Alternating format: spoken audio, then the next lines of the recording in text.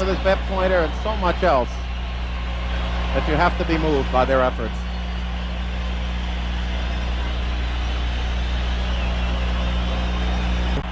Came on in an important game at home, fell behind early, then came back and fighted and went ahead and won it.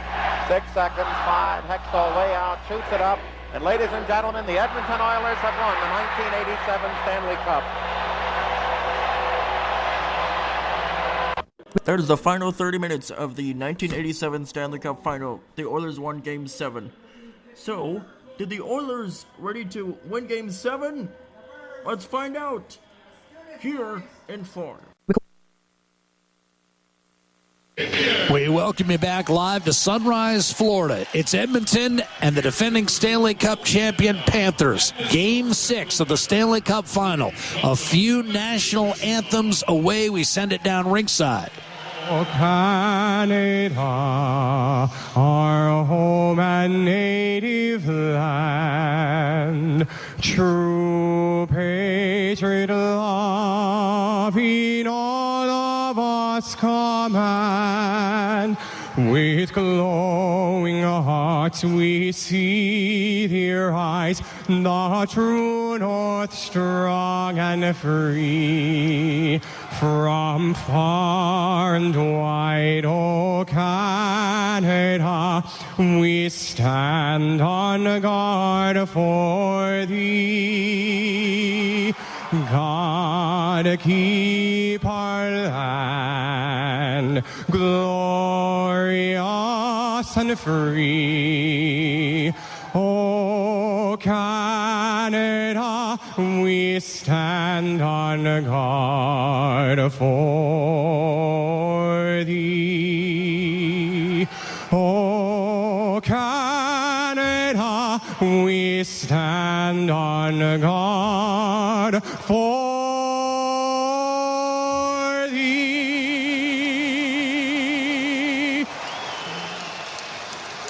Oh, say, can you see by the dawn's early light what so proudly we hailed at the twilight's last gleaming, whose broad stripes and bright stars through the perilous fight o'er the ramparts we watched were so gallantly streaming, and the rockets red glare, the bombs bursting in air, gave proof through the night that our flag was still there. Oh, say does that star-spangled banner yet wave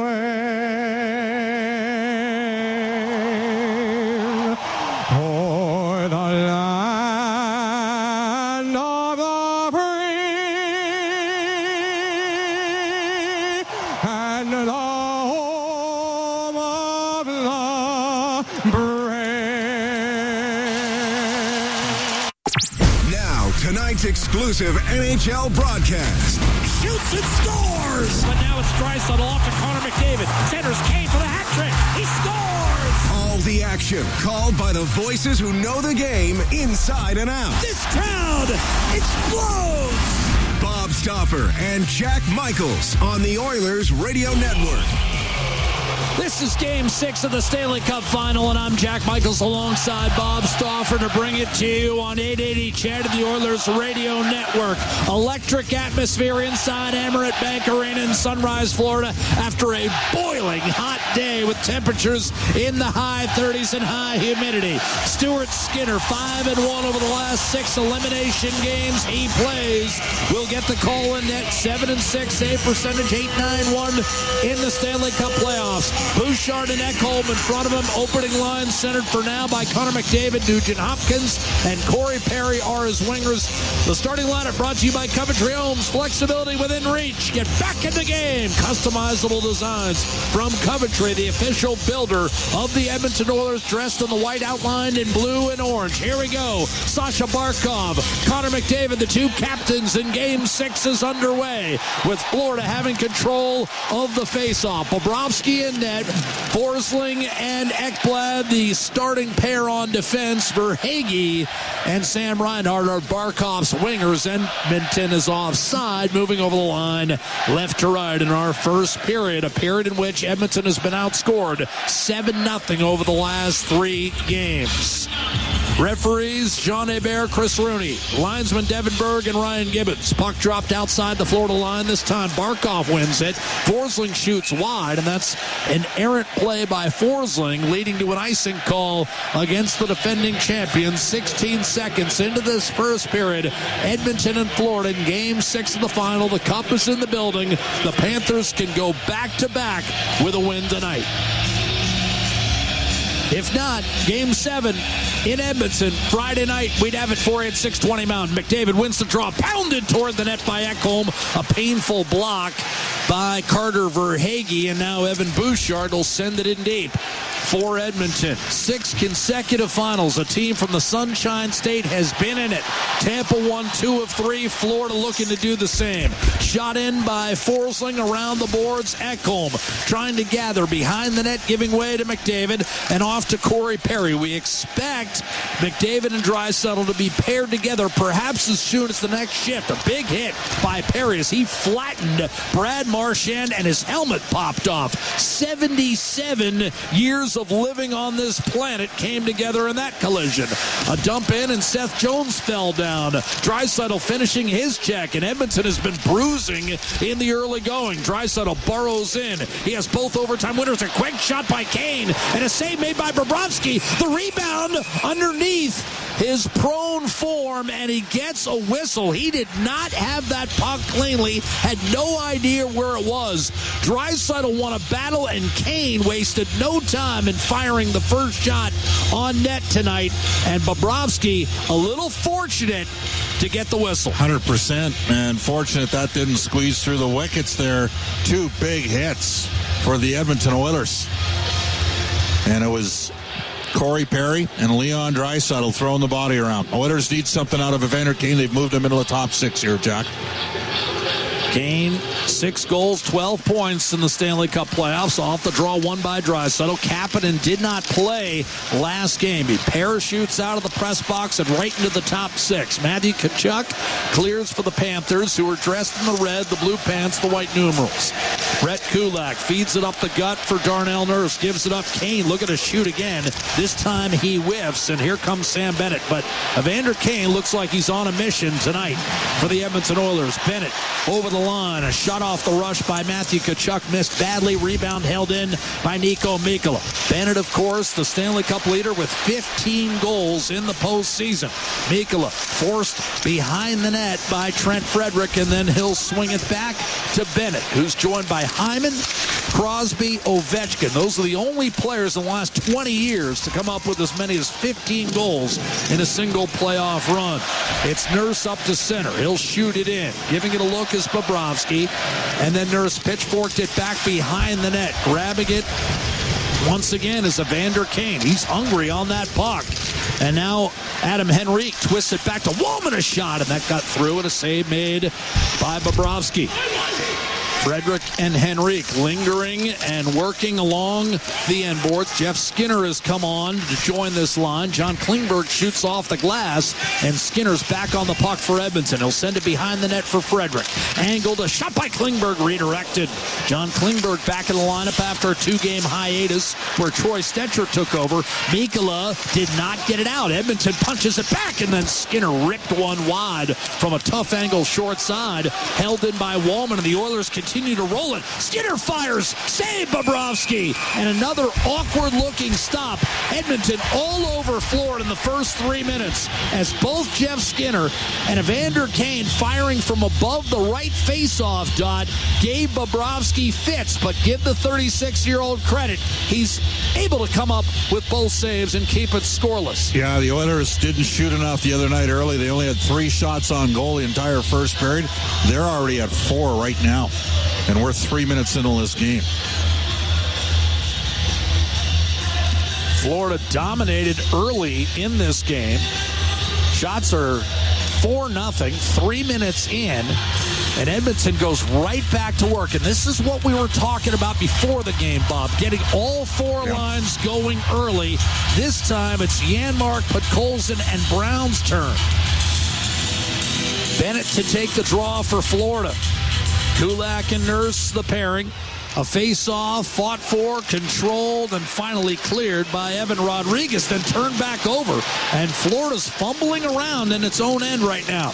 Rodriguez given another opportunity by Kulikov, located Bennett, and he'll shoot it in deep. Shaky start for the defending champions. Oilers on the puck. Connor Brown double team down low in his own zone. Bennett tried to nudge it out front. Brown had it, lost it, poked away by Rodriguez. Schmidt up top. Kulikov right point. Deliberate pass off the boards, kicked off the side of the net, patrolled by Skinner.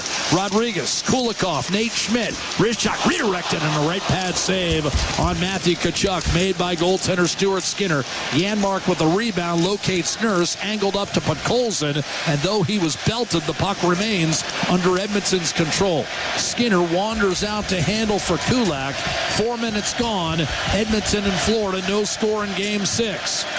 Panthers won Game 5 by a count of 5-2, and already we've seen McDavid and Draisaitl paired together. 4 minutes into the hockey game, McDavid and Draisaitl are on the first line together. Here's Sasha Barkov for Florida, looking to give it up to Verhaeghe.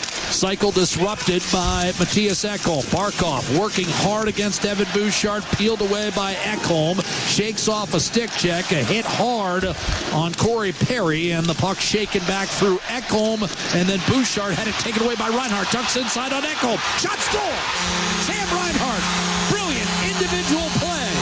And Florida takes a 1-0 lead in Game 6 at 4:36.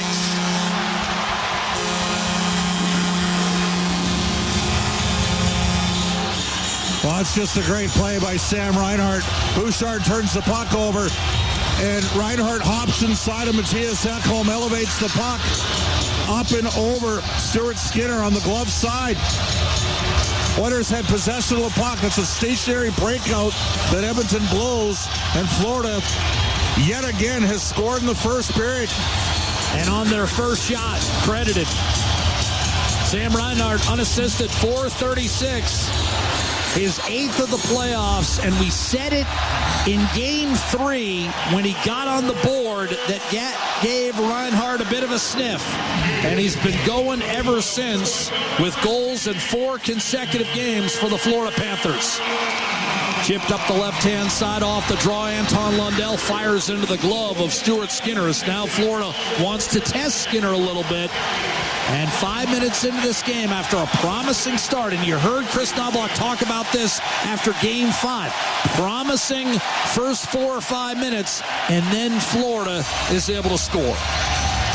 Well, the Oilers are going to have to dig in even deeper here because this building was on it, and Florida was a little bit off for the first 3 or 4 minutes of the game, and Bobrovsky fought a couple shot attempts off. Inside, look out.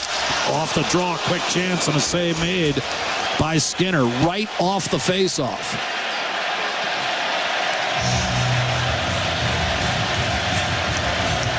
And Florida has scored off the draw at times in this series. Lundell that time right off the faceoff. I mean, Reinhart individual effort beats 2 men on this goal to make it 1-0. And think about what happened with Brad Marchand's 2 goals. Ducked inside of Jake Woolman and then split the defense on a face-off that Florida actually lost. Off the draw, Mikkola in front. Quick shot denied, and that's a big save on Gadjevich by Stuart Skinner. Maybe that settles him and the Oilers down, because that was a sitter for Gadjevich. He and A.J. Greer making their postseason debuts this year. And Gadjevich looking for his third of the playoffs. Didn't happen. Oilers funnel it up the right-hand side. Pulled off the puck was Kulak. Lead pass Seth Jones down the middle. A.J. Greer, and he's checked by Darnell Nurse, and the play dies for Skinner to leave it for Brett Kulak. Rammed it off the boards. Kasperi Kapanen looking for a bouncing puck that's forced free by Bennett.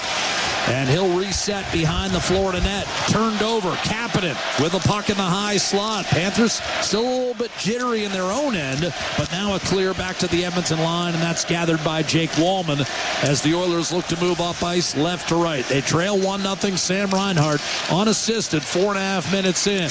Here's Bennett jumping on a loose puck in the neutral zone to Nate Schmidt up to Evan Rodriguez. Carried as far as center, tried to get it in deep, and John Klingberg wouldn't let him. Off to Nugent Hopkins, and then on to Wallman. He'll drive it behind the net. So with the switch to McDavid and Draisaitl together 5-on-5, you've got Nugent Hopkins centering Kane and Kapanen. Here's Kulikov looking to muscle it out, does so to center ice, and now Sam Reinhart takes it out wide, looking to get a shot off, and Wallman won't let him. Barkov in the corner, takes over for Reinhart, who then lost a puck battle to Kane, chipped back toward the high slot, held in by Carter Verhaeghe. Little give and go. Verhaeghe tried to kick it to his forehand off his right skate out to Ekblad at drive, and that was blocked by Wallman. He's slightly hobbled as the puck trickles back to center, carried in by Verhaeghe. Barkov gives it back to him, and a quick shot curled wide. Rebound Brad Marchand mishandled the puck, and now it's Draisaitl on to Connor McDavid. 2 Florida Panthers back. McDavid will chip it toward Bobrovsky. Play it up the right-hand side. Marchand did not get it out as Corey Perry looked to snatch it away, but Barkov able to recover. Verhaeghe cross ice, and now Ekblad will be guilty of an icing call. Poor pass intended for Marchand. Ekholm back defensively to draw the icing call with 12:42 to go in the first period. Edmonton the first 5 shots on net, Florida the last 4. And one in the net on a brilliant individual effort from Sam Reinhart. But now off the icing call, it'll be Barkov against Draisaitl. Perry will line up in the slot. McDavid on the left half board, shadowed by Forsling. Face-off win for Barkov. Looking to skate it up ice is Verhaeghe, and he got clipped. A hard hit by Bouchard, and Verhaeghe will dash off the ice as Ekholm takes over behind the Edmonton net. McDavid a drop-off for Ekholm up the left-hand side. Corey Perry flung it toward Bobrovsky. He's forced to cover. 12:23 to go in the first period. Keep in mind, with McDavid and Draisaitl together 5-on-5, this is maybe why Chris Knobloch looks toward that, because coming into tonight in elimination games, they had an 81-16 advantage in shot attempts when playing 5-on-5. McDavid and Draisaitl together, never a bad solution. But right now, it's Florida who's broken out on top in Game 6. 1-0 on a goal by Sam Reinhart. We played 7.5 minutes, and this is 4 Oilers NHL Hockey, the Oilers Radio Network. 5th straight game in this Stanley Cup final. Florida has gotten the first goal. Remember, Edmonton scored 66 seconds into the final of Game 1 as Draisaitl scored to open Game 1 and close Game 1 with an overtime winner. But since then, Florida has won 3 of 4 and can close it out with a victory in Game 6 tonight. Draisaitl and McDavid pour back into the offensive zone. Perry went down. A battle in the corner. The Panthers bottled up. Reinhart can't get it out of the zone. He has the 1 goal here in Game 6 and now finds Verhaeghe for a clear up to center. And Verhaeghe will backhand it in deep. Oilers have now given up the first goal in 12 of their 22 Stanley Cup playoff games. Florida's allowed the first goal only 7 out of 23. Verhaeghe Into the offensive zone for Seth Jones. High slot shot, sailed wide, rebound Bouchard. Kind of whiffed on a clear, but then wrestled away by Brown from Marchand, and back to center. Mikkola gave it away. Marchand scored twice in Game 5. It's been a shaky start for him thus far in Game 6. Luostarinen able to bull his way in. Two hard-working customers, but Colson takes over from Luostarinen, and now has a head of steam up the left-hand side. He'll send one skipping behind the floor in a net. Bobrovsky up the boards. Matthias Janmark from the corner tried to center. That was cleared, and Nurse was able to hold the zone. Nate Schmidt thought it exited, didn't get the call, and now Janmark given new life, ultimately gave it away. Then Lindell almost in turn gave it away, but Tkachuk from one knee was able to pop it back to center. Edmonton floods the zone, forces a bad Florida pass, and that's an icing call. Good pressure from Edmonton, and the Oilers continue to roll over their lines here, as now they'll go Nugent Hopkins, Kane, and Kapanen with 10:48 to go in the first period, and the Panthers leading by a count of 1-0. And just an egregious sequence for Edmonton. A grenade thrown by Matthias Ekholm, who's had 4 tough periods here. Bouchard couldn't pick it up cleanly, and then a real good play by Reinhart, and the Oilers needed to be bailed out by Skinner, and he couldn't come up with a stop, and that's why they're up 1-0. Nugent Hopkins wins the faceoff. Kapanen to Wallman. A shot sails high and wide on a screen. Bobrovsky, who never saw that puck, then chipped off the glass, held in by Kapanen. Wound it around, down low, Luostarinen. Trying to box out his man, fished it out of the corner. Unable to clear, however, was Matthew Tkachuk. Swept around, and you've got John Klingberg. Put it back behind the net, and it's Nugent Hopkins. Back to Klingberg. High slot. Shot coming. Wallman wide. Rebound. Bobrovsky. He'll pin it right side of the net. And now pushing and shoving. A couple of hands went right into the grill of Evander Kane. And then Tkachuk in turn gets a couple of straight rights from Kasperi Kapanen. And those two pawing at one another. And we're going to have some penalties called here. We're going to have a call. It's just whether it's one each way or just the Florida man. I know there's a penalty coming against Florida. Kane's going off too here, Jock. Yeah, so it's one each way. Sam Bennett, Evander Kane. They'll be sent off. Coincidentals at 9:45 of this first period, I imagine. Roughing minors coming from Jean Hebert. Florida 9 minor penalty for roughing, 4-on-4. Slashed in a rough, 4-on-4. Now, 4-on-4 hockey in the Stanley Cup playoffs, and for that matter this season, has favored Edmonton, while the Panthers have been outscored 2-0 in the playoffs. Oilers 2-1 in the postseason, 4-0 in the regular season. So this 4-on-4 figures to be in favor of Edmonton. Open ice for McDavid and Draisaitl, who are out there with two shooters, Wallman and Bouchard. Face-off, right side of Bobrovsky, but Florida's able to come up with a draw, and Ekblad will skate it out of the zone. Intercepted by Draisaitl. He'll play it back to Wallman, who trades with Bouchard as Edmonton resets in its own end. A lead pass to Connor McDavid. Scored his first goal of the series in Game 5. Hustling down the right-hand side.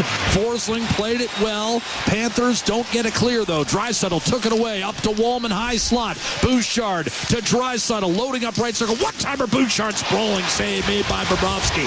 Panthers will come out of their own zone, and it's hoisted in, but turned over. A little mistake by Reinhart. Gave it right to Bouchard, and now Draisaitl swiftly advances through the neutral zone, hits the Florida line. Looks for a teammate. He's got a man. A shot. Kulak, and a save made. Bobrovsky, the rebound cleared to Forsling, and Florida wants a reload here with 9:20 to go in the first. Kulak had Bobrovsky going the other way. Yeah, two good looks for Edmonton there, 4v4. Mikkola conservatively nearly gave it away against Nugent Hopkins, and then Marchand spilled at center ice. Florida fans wanted a call, none forthcoming. More than 19,500 with a Stanley Cup in the building, seeing if the Panthers can do what they did last year and win the Cup on home ice. Lundell has it twisted away, and now you've got Kulak putting the brakes on for Edmonton. Right side, Connor Brown at the red line. 4-on-4 in effect for another half minute. 8:45 to go in the first period. Panthers lead at 1-0. Lundell bounces one through the neutral zone. It was Sam Reinhart with a steal. Jumped inside of Ekholm and beat Stuart Skinner. 1-0 Florida. Here's Klingberg. Stymied as he hit the Edmonton line. Rodriguez will take it behind his own net. Bobrovsky gave up just one goal in the clincher last year. That was Game 7. This is Game 6, where Edmonton has won 8 of 9 since Connor McDavid joined the hockey club. Adam Henrique battling for position as the teams come back to full strength. The lead pass for Bennett is off the mark. This is icing against the Florida Panthers with 8:08 to go in the first period. Edmonton, other than one sequence, has had a really good first period, Jack. And yet it's 1-0 Florida. And Bobrovsky. Chris Knobloch has talked about that. He doesn't feel like his club has played that badly 5-on-5 in the first period. They just haven't finished. Yeah. Draisaitl between McDavid and Corey Perry. Won the face-off cleanly. Bouchard guides to Ekholm. His shot deflected away by Bobrovsky, who has 3 shutouts in this postseason for Florida and 6 in his career. Oilers with a puck. Left point, it's Bouchard. Faked the pass, then tried to center, and Kulikov broke it up. He was lying prone on the ice. McDavid picked it up, and he was knocked off balance, and the Panthers will launch back through center. A steal by Verhaeghe on Bouchard. A wrist shot, and that caught a piece of Skinner and then the outside of the left goalpost. That was a shaky-looking stop. Bouchard with an outlet. Florida able to break it up. No, Draisaitl with a steal. McDavid got inside of Reinhart and then jabbed away by Bobrovsky. He got his stick out there as McDavid tried to drag it across the blue paint. Ekblad up the middle. Heck of a play by Draisaitl. Wristed toward the net by Barkov, who doesn't have a goal in this series, and a save made by Stuart Skinner. Ekblad tried to nudge one in front. Henrique took it away from Barkov. Florida crowds the offensive zone. Up top, here's a shot coming, and that was deflected out of play. Tkachuk set it up for Reinhart, and he could not thread it through heavy traffic in front of the Edmonton net. So with the puck out of play and Florida waiting an O-zone draw, we'll take a break from Amerant Bank Arena. Sam Reinhart's goal 4.5 minutes in is the difference right now. The Panthers looking to win the Stanley Cup. Lead Edmonton 1-0 in Game 6. This is the Stanley Cup Final at Ford Dealers NHL Hockey. The Oilers Radio Network. 1-0 Florida, 6:57 to play first period. Face off in the offensive zone. And the Panthers go with Tomas Nosek lining up opposite Adam Henrique. And off the draw, the puck squirts loose, and Connor Brown will clear up the right-hand side. Put just enough on it to trap Kulikov in the corner. Gadjevich, in turn, challenged by Kulak and Brown, and Nurse kept it alive at the point. A sharp angle shot by Brown missed everything, and that puck curled off the corner boards and all the way back through the neutral zone. A reset for Darnell Nurse. Sam Reinhart, the game's only goal, Game 6 of the Cup Final, bumped in by Janmark. 1-0 Florida. Brad Marchand looking for his second Stanley Cup. Won his first in his first full year in the National Hockey League with the Boston Bruins, a team that was down 3-2. That's the last team down 3-2 in a Stanley Cup Final to win the Stanley Cup.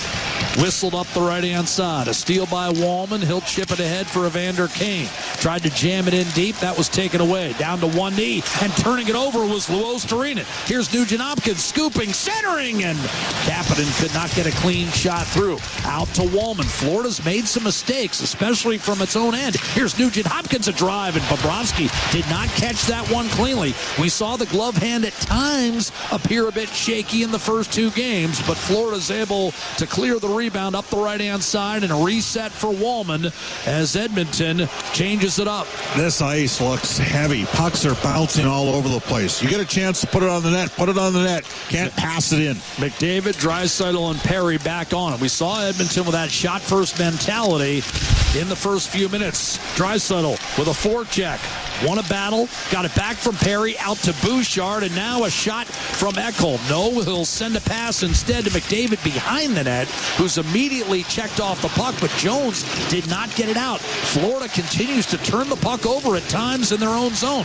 Barkov finally muscled it through Draisaitl, and Verhaeghe will shoot it in for the Panthers. Skinner to knock it down. He'll play it off the left-hand glass. Bounced off the skates of Perry. Sam Bennett through a crevice in the Oiler defense. defense, looks for a return pass, ducks inside, a shot and save made. Stuart Skinner rebound Tkachuk, and that was blocked, as was the rebound attempt by Verhaeghe. Then Tkachuk won a battle, centering pass, a quick dish, and from across, Bennett was trying to hit Verhaeghe, but it caught a skate, and now McDavid the other way. Ekblad back, Perry a shot, fought off by Bobrovsky, and the rebound sifted to the corner. Here's a steal by Jeff Skinner, fires a pass across to Kulak, and then left point, it's Nurse. Back to Skinner, a one-timer, and he smoked it wide. Rebound taken by Matthew Tkachuk and smacked back into the Florida bench by Darnell Nurse. I believe we'll have a neutral zone face-off when we come back. 4:07 to go in the first period. Some kind of save by Stuart Skinner on Sam Bennett, and a couple of timely shot blocks. Meanwhile, at the other end, Bobrovsky hasn't made it look pretty,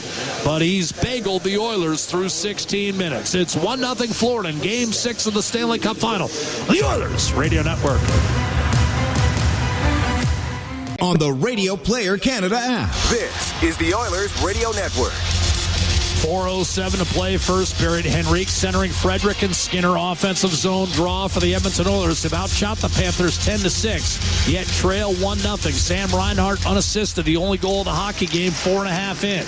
Off the draw, Jeff Skinner for the Oilers. Centering pass, and that eluded Adam Henrique. Appeared to be there, and the Panthers send it skipping back inside the Oiler blue line. Nurse on to Frederick. He got caught with a glancing blow from Sam Bennett, who was stoned by Stuart Skinner on the last sequence. Meanwhile, the Oilers able to jab it back in. Adam Henrique looking for a Stanley Cup in his third appearance in the final. Up the right-hand side, Rodriguez managed to boot it up the right-hand side. Marchand couldn't control. Edmonton will dump it back in. No icing. Oilers want a change in personnel as Forsling drifts back to make a play on it for the Panthers. Up to Luo Storinen. He'll gain the line. Shot in by Lundell. Off to Brad Marchand. A centering pass. Redirected, and Wallman saved a goal. Skinner was sliding to the far post, and if Wallman was not there for that ricochet, it's probably 2-0 Florida. Played the puck with a high stick. A face-off will be in front of the Florida bench outside the blue line. And that would have been a fortuitous goal for Florida, but nevertheless a goal were it not for the presence of Wallman. Yeah, Wallman made a good play there, but Jack, when the Oilers have any kind of duress, they seem to be, it's the caliber of the opportunity that Florida's getting could be catastrophic for Edmonton. They've had like 4 little flurries in this game. The Oilers have been better creating some chances themselves. They haven't had any puck luck around the net, and Florida's had a couple bounces and then one terrific goal. Nosek won a face-off, carrying it in, A.J. Greer, a backhander to save, Skinner rebound, swatted away. Schmidt, one-timer fired wide. Kulikov missed the net, and Connor Brown able to clear. Kulikov denied a potential 2-on-1 by one-handing it over to Schmidt. He'll fire it back in. Podkolzin on the puck for Edmonton, whistled it off the backside of Janmark, and that puck eventually corralled one more time by Podkolzin. Klingberg, a high flip through the neutral zone, and Podkolzin will be first on it, pursued by Barkov. Behind the net, Connor Brown. Between the wickets, no one there. Kulikov with an easy clear for Florida, but he put too much on it, and that mistake leads to an icing call. And Edmonton with an offensive zone face-off and 2:21 remaining in this first period of Game 6 of the Stanley Cup Final. Edmonton took Game 1 4-3 in overtime. Florida bounced back, won it 5-4 in double OT in Game 2. Game 3 was a runaway for the Panthers 6-1. Edmonton rallied from 3-0 down to win 5-4 in overtime in Game 4. And on Saturday night, back in the City of Champions, it was Florida 5, Edmonton 2. Brings us to Game 6 here in Sunrise. Game 7, if necessary, will be played Friday night back in Edmonton. Off the draw, Kapanen and Kane work in the right corner. Coming up on 2 minutes to play. Florida 1-0 lead. This man, Sam Reinhart, with the puck and with the game's only goal. Swatted away from Barkov. He'll find a bouncing puck at center. Kane and Nurse in a real dogfight at the red line. Panthers trying to muscle it back into Edmonton territory, and Podkolzin and Nugent Hopkins won't let him. Finally carried forth by Reinhart. He got drilled by Kulak and never got a shot away. Darnell Nurse Fork three, Kane battling on the half wall. Panthers maintain. From the point, it's lifted down low for Carter Verhaeghe. Centering pass, scooted through Barkov. Mikkola held it in, fired on net, guided to the corner routinely by Skinner. Now Marchand with 1:20 to go. Verhaeghe to Seth Jones, looks for a lane, still looking, dishing. Barkov, right circle, backdoor to Marchand, and that was out of his reach. Kapanen was able to deflect back to center, and the Panthers must regroup at the red line. Carried in by Lundell, shooting, and that missed the net. Short side on Stuart Skinner. Marchand with a casual giveaway, and Draisaitl was able to sneak it through Aaron Ekblad. Tried to force it up ice, but Lundell had recovered defensively. Then Bouchard tried to hit McDavid with a pass that was intercepted. Luostarinen, right point, waits, dishes, Bennett, shot, score! 2-0 Florida, Matthew Tkachuk.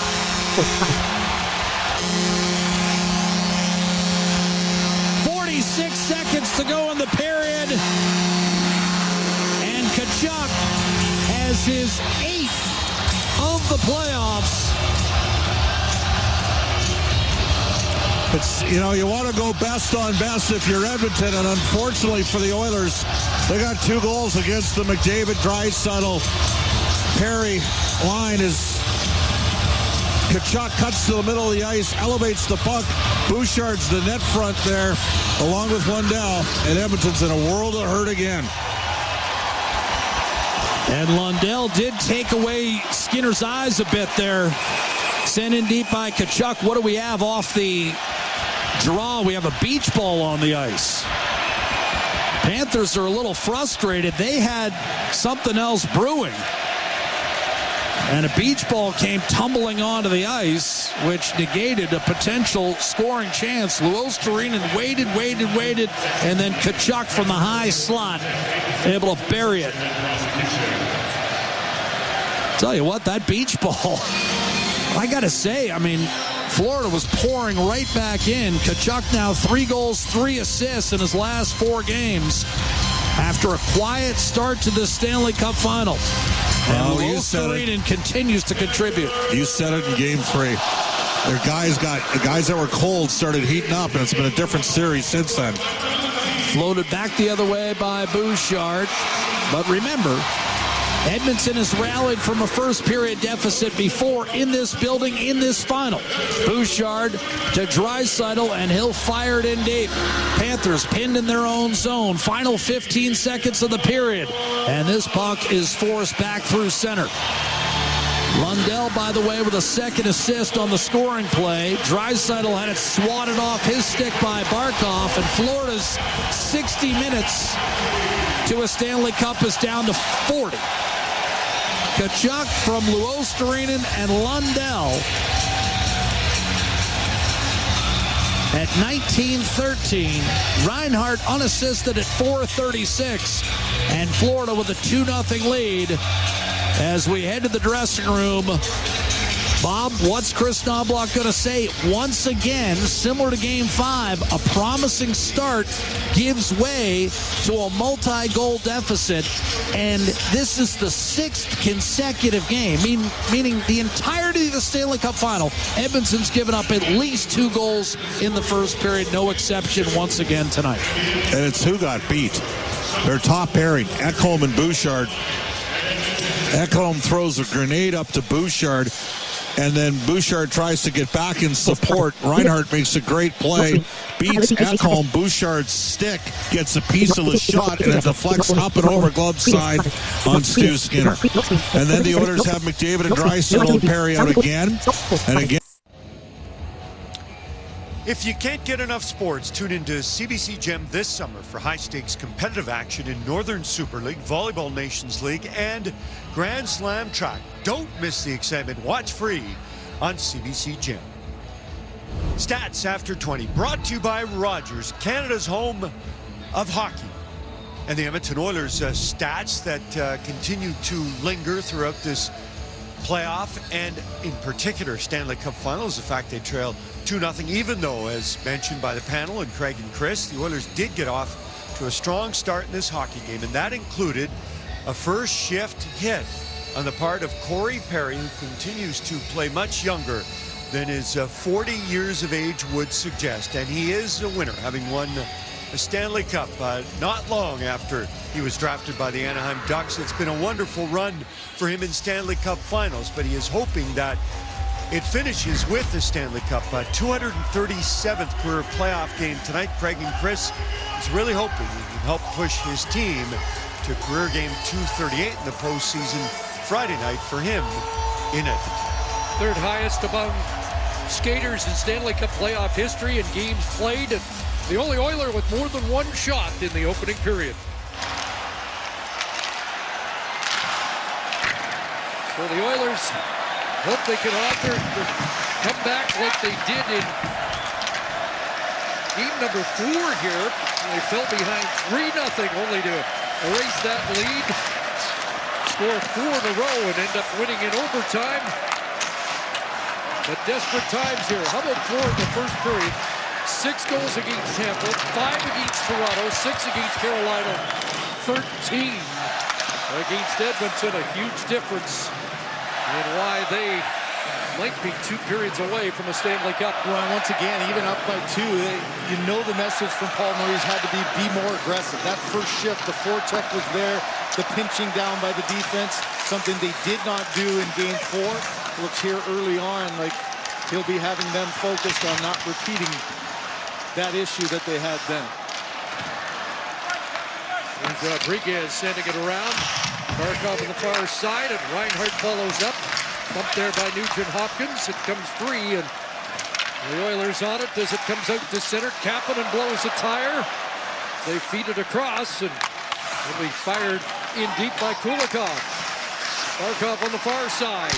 He's taken down by Klingberg. Fans react, officials do not. We went through the first period without the power play. A 1 4-on-4 situation. Nate Schmidt turns it over. There's Perry along the boards, but Kulikov gets it back. Reinhart ahead. And it'll be flipped in by Verhaeghe, who led the Panthers in ice time in that opening period at 7:48. Matthias Ekholm. Bouchard onto the right side. Here's Perry. Ekholm around on the near side, up against Ekblad. Bouchard from the corner, trying to turn away from Marchand. Ekholm at the line, all the way around to Draisaitl. Ekblad there defensively. Draisaitl got it to McDavid, out of the corner, got Perry in front, but couldn't get the pass across as it was blocked by Bobrovsky.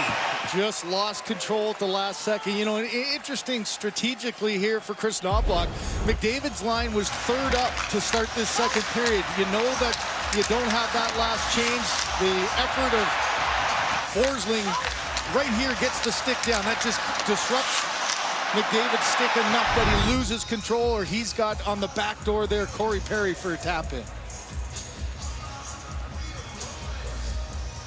Draisaitl on the draw. The Oilers win it. Perry flips that to the net, and Bobrovsky with Forsling tying him up, but the Panthers escape. It's Draisaitl kicking it further for Perry, trying to center it. McDavid crashing in there, but Florida will take it away and dump it out to center ice. Back in comes McDavid, 2-on-1 with Perry in front. Oh, Bobrovsky got a piece of that. What a chance for the Oilers, and back the other way. It's Luostarinen and off Ekholm and out. Bobrovsky with his biggest save so far. Well, it's a couple of good chances. Right off the draw initially, curl back, just trying to get it to the front. Look at the box out by Forsling. Doesn't allow McDavid to get his stick on the ice. Now a turnover in the neutral zone. A great play by Draisaitl. But watch this again. Forsling forces McDavid to take a different angle. Just reaching out enough that it doesn't allow Perry to reach forward and get good connection on that shot. Gustav Forsling, he's been a tough guy to get around, and there's a couple of examples there. Close, but not quite. Now the fourth line comes out for Florida. A.J. Greer off the back of the net. Look at Greer twisting and turning. Back to the line. Mikkola centered around behind the net. Jesuits unable to corral that, but now he's got it on the pass from Jones. Back up top, Mikkola. Fourth line hemming the Oilers in their own zone, and now Nurse will take it away. Off the boards and out, Connor Brown's got Henrique, and here's Henrique setting it right on, and that sticks to Bobrovsky. Well, a new NBA documentary explores how a change in policy made Canada into a global basketball powerhouse. Watch Inbound for free on CBC Gem. Well, right now, if you're Edmonton, you just got to keep that positive energy on your bench. You can't get thinking too far ahead, but the next shift. Try to build off of some shifts, get this Florida team back on their heels a bit. That's been really the challenge. When Florida is on top of their game, they're usually dumping it into your zone and putting pressure on your D and not allowing you to make those kind of clear passes to get your offensive game going. Oilers been a good road team this year in the postseason, winning 7 of their last 9 after dropping their first 2 in Los Angeles to start the playoffs. Here's Rodriguez putting it on, and the rebound cleared away by Rollman. Nate Schmidt back. Up ahead, Rodriguez. Sam Bennett's got the puck. Bennett in with a move, trying to get to the net. A wraparound try. Skinner down. Schmidt's got it, and that's turned away by Skinner. Sperry Kapanen on the puck. Bennett takes it back again. Feeds the point. Changes underway here as Florida deep in the Oilers zone. But worked ahead now, and Kapanen's going to carry it out to center. Gets to the red line, gets a change as he fires it in on Bobrovsky. Evander Kane unable to control that. Jones will swing it around the boards. Ekholm steps up on Reinhart, but he's able to lock that out. Reinhart just outside his own line. A couple of Oilers surrounding him, and it comes loose for Bouchard. Fires that onto the tape for Draisaitl. Trying to cut in. Drops it back to Ekholm. Now Bouchard. Slap pass, and that's out of the reach of Draisaitl. Skinner tied up by Barkov. Mikkola tries to take over. Skinner looking for a penalty. None forthcoming. Barkov. And you can hear the dismay of Jeff Skinner. Chris Knobloch trying to get a little bit more speed up there with McDavid and Draisaitl, putting Skinner for that one shift. Almost paid off with a good effort behind the net. There's McDavid knocking it loose for Draisaitl. Back to McDavid. Back around it goes Kulak. Off the boards, right on. Kicked away by Bobrovsky. With Podkolzin on the doorstep. Now Skinner playing it away from the on-rushing Listerinen. Kulak ahead. Podkolzin on the move. He'll flip it down into the Florida zone. Marchand bumped off the puck. It'll come loose for Brown. Back to the line. Nurse. And that came out. Offside call. Well, how about the confidence and creativity of Sam Bennett? He's having himself a heck of a Stanley Cup final all the way through. Tries the wraparound on that side. Skinner makes not only the one save, but then another. This is going to be a tight battle. That next goal is so important for both. Rogers continues for the Stanley Cup final. The main jackpot is just over $9.8 million, and the playoff bonus jackpot closing in on $11.8 million and continuing to climb fast. Get your tickets now anywhere in Alberta at EdmontonOilers.com/50/50. And gee, the 50-50 jackpot here, $143,000. So Edmonton a huge lead in that department. Adam Henrique, and that is an offside call.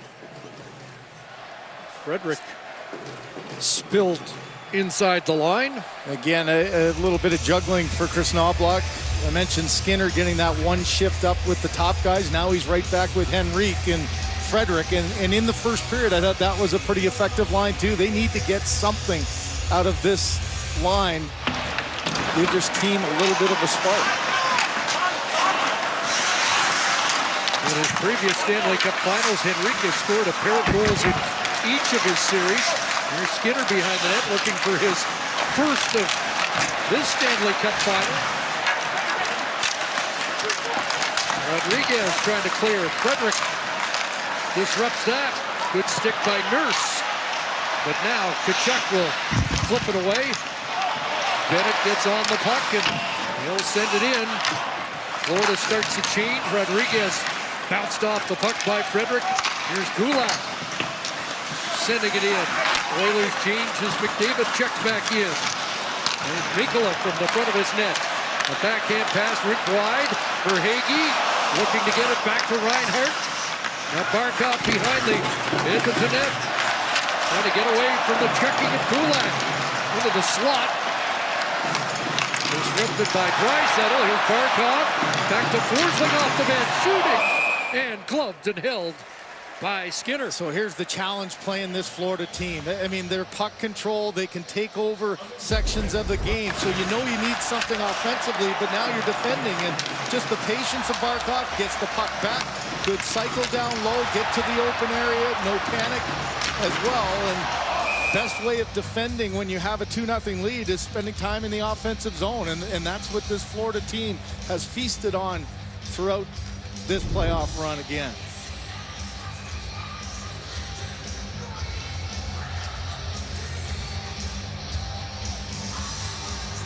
Enrique on the draw for the Oilers in his own zone.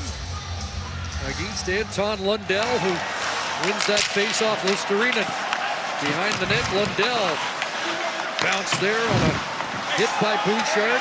Back around for Forsling. Watched by Kapanen. There's Marchand from the corner. Enveloped there by Wollman, and it's played ahead. Kapanen can't reach that. Luostarinen hooks it back to Marchand. Back in they come. Lundell looks across in front. Luostarinen with the deflection, and Skinner stopped that. This third line's been a real difference maker for Florida. Lundell, Luostarinen, and Marchand in this series. Forsling striding back. Aaron Ekblad up off Tkachuk. Klingberg on the tape, and here's McDavid. Works it across, rink wide for, not too far for Ekholm, and behind Perry. And now Sam Bennett redlining in for the Panthers. Rodriguez let it go. Tkachuk along the boards. Gets knocked down by Perry. And he'll end up on top of the puck, and play is stopped. Well, Marchand does a nice little chip pass and a curl back by Lundell, and throwing it to the net. No, you've got a body in there, as Luostarinen does a nice job of getting that. He's just in a little bit too tight. So Skinner making sure that 5 holes closed. He gets a good help from his center iceman there to clear the front. And you mentioned there's the production from down in your lineup that's really been the difference maker. You think of how good Brad Marchand has been throughout this Stanley Cup final and right through the playoffs. That trio looks like they've been playing together a lot more than, what, 35 games together? Luostarinen now up to 19 points. Lundell has 18. So there's a couple of potential, 2 more potential 20-point guys in the Florida lineup. One swung in on the backhand by Mikkola. Maurice this morning talked about that line sometimes becoming their top line because they're so sound defensively, and yet their production matches the other 2 top lines. David stepped into his man, puck just outside the line, and it'll get drifted in right on goal by Kulak. Flipped away to the Oiler line, and Klingberg back there. Moves it quickly, Nugent-Hopkins. Here's Frederick. Back to Nugent-Hopkins. In front! Skinner trying to go short side. And Bobrovsky with a tough stop. And Jeff Skinner's been around it so far tonight. Well, he's had legs, he's had energy, he's had a spark. And he does a great job of just following this play across, diving to the hole there, and that quick release. Thought almost listening to it loud, I thought it might have hit a bit of the post, as Nugent-Hopkins does a great job to keep it alive. And there's another one for Bobrovsky, just squeezing those arms, trying to make sure that one didn't sneak through. And it's clear that Chris Knoblauch is like the game of Jeff Skinner as well, as he's getting a lot more ice time early on here in the second period.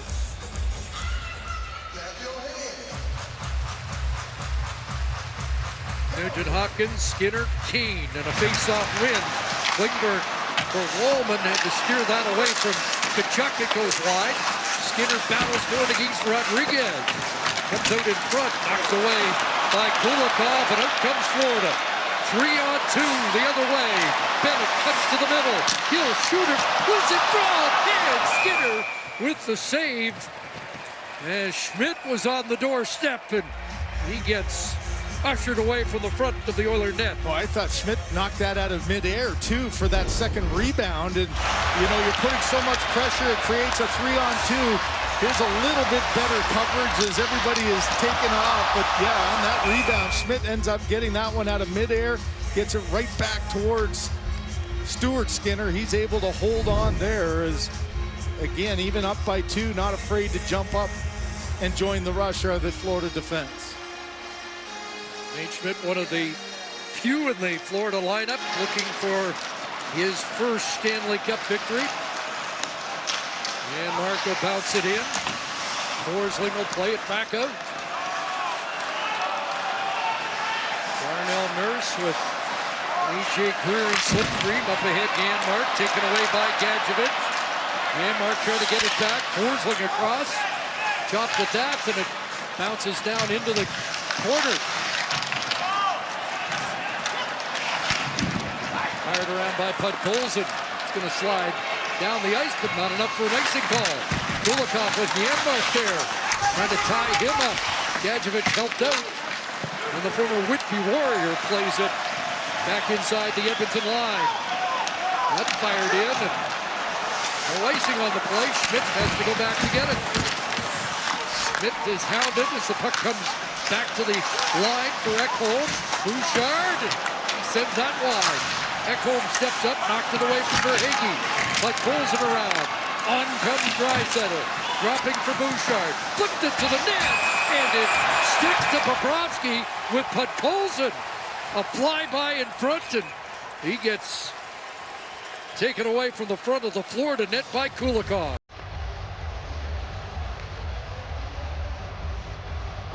Well, the Oilers pushing here. 9:04 remaining in the second period. 2-0 Panthers. Go backward 15 seconds. Go forward 15. Oilers still looking for an offensive spark halfway through regulation time, and you're watching a chess match trying to get a favorable Edmonton matchup. You know, obviously on the road you don't get the last change, so you can't get a matchup that you want, but trying to get McDavid and Draisaitl away from Forsling and put an opportunity to get Kulikov and Schmidt, and they almost had it there. That's why it was a big save by Bobrovsky, because if your third or fourth line can have that matchup with the third pair of D and keep the pressure on in this second period, you can get a change and take advantage of it. They almost had the opportunity now, and clearly here you want your big guys out there, but look at the back end again. Forsling and Ekblad out there against the top guys. Markov won that draw. Oilers have won 17 of 30 faceoffs so far in the game. Puck did stay in. Look close at the line, but now Florida out. And Reinhart taps it down in behind the Oiler net. Up off Perry, and McDavid chasing after that. Bobrovsky has to play it away with McDavid lurking behind everybody at the Florida line. Ekblad got just a little tug on him to slow him down, to not allow him to get busting through and maybe taking advantage of that. Bouchard on the right side. That's off Perry.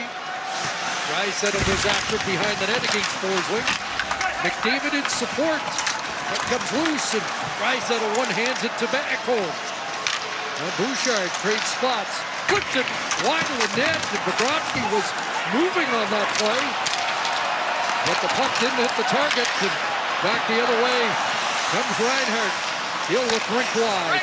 Just that Forsling shot is off McDavid. Here's Barkov centering it, and a good stick there by Skinner, who gloves down the puck and holds on.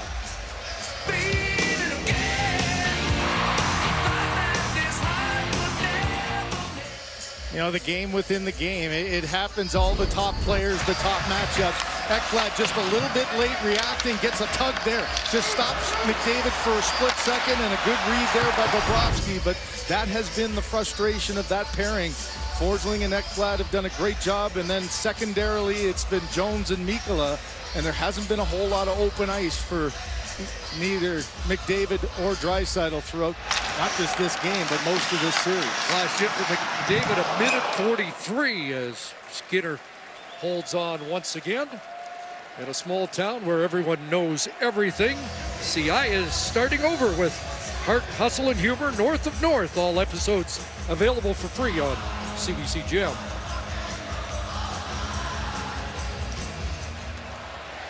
Rick on that face-off. Florida takes it to the boards. Skips past Lundell. Klingberg.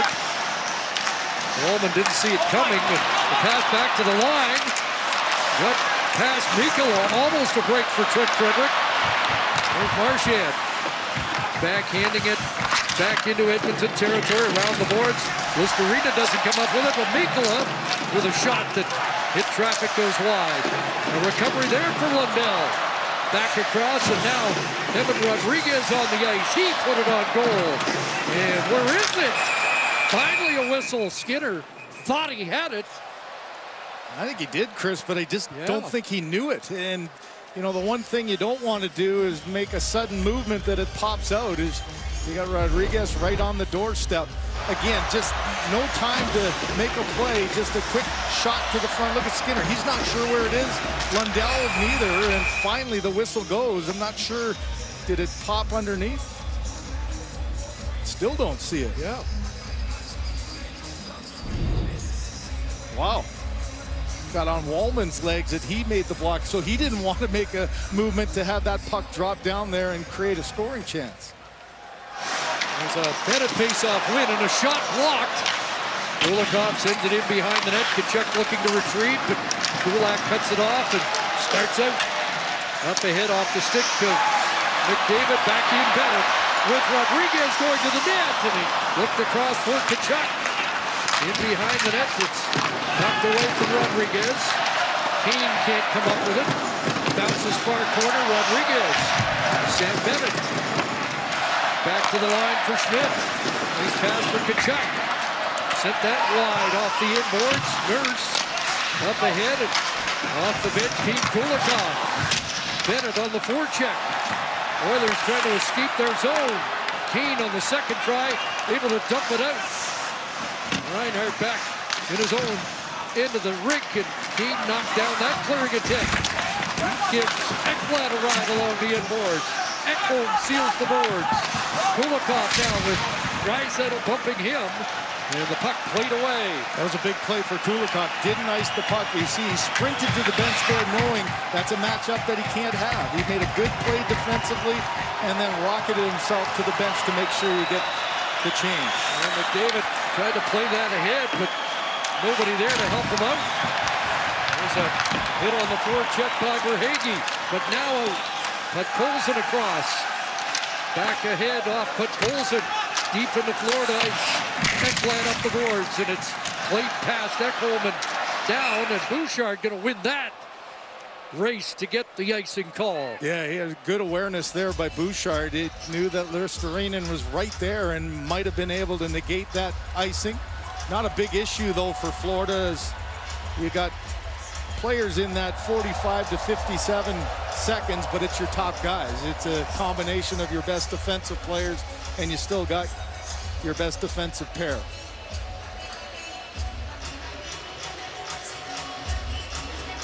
Leon Draisaitl without a shot attempt in the game so far. With under 5.5 to go here in the second period of Game 6. Perry and Ekholm have a word before this face-off.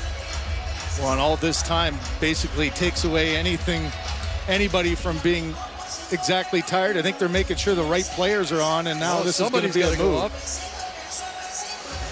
Yeah, you know what? Mission accomplished anything. Yep. If you're Marchand, he jumped on there and stayed there. Now you had Reinhardt had been a minute. Ekblad 57 seconds, Barkov 46, but now there's been about 35 seconds of rest.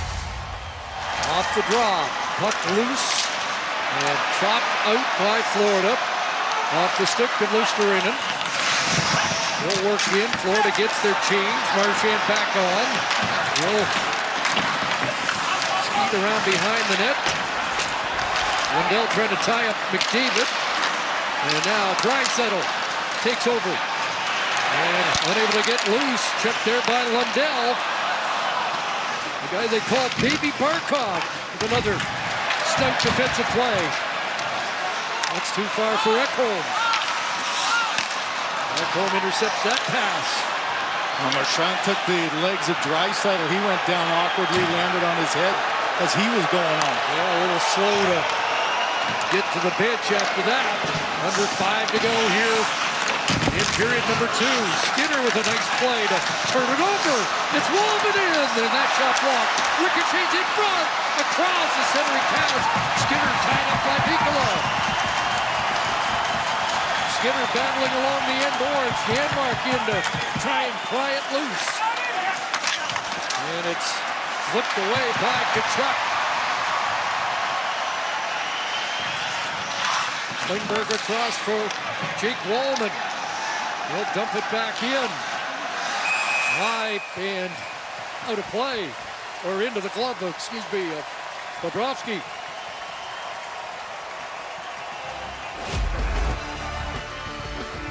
Here's a look at the block on the Wallman shot by Matthew Tkachuk.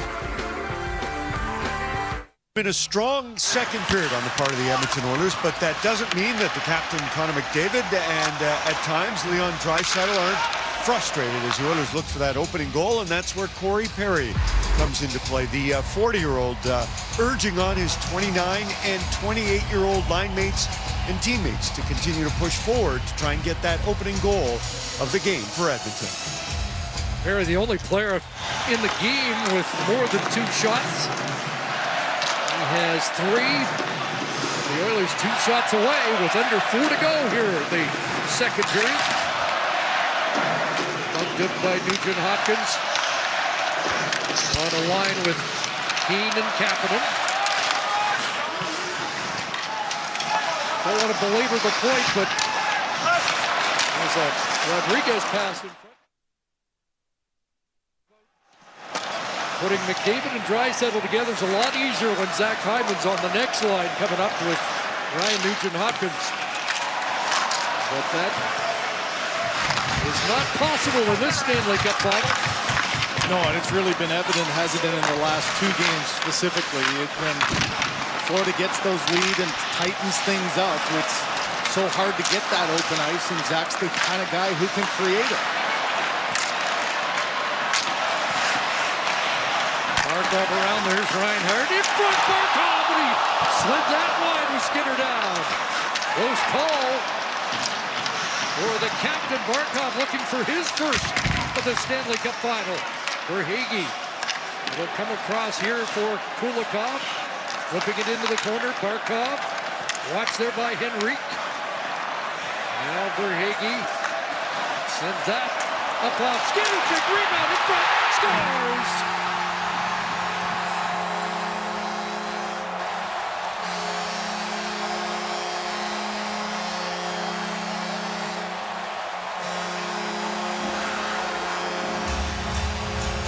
Sam Reinhart doubles up. And the hole is now 3 goals for Edmonton. Well, this shift is all about Barkov. He was just such a handful at every aspect of this shift. Nice job coming in there by Henrique. Maybe saved the goal. But now just the patience of Reinhart. Throw it to an area. That's a rebound that you just can't make if you're Stuart Skinner.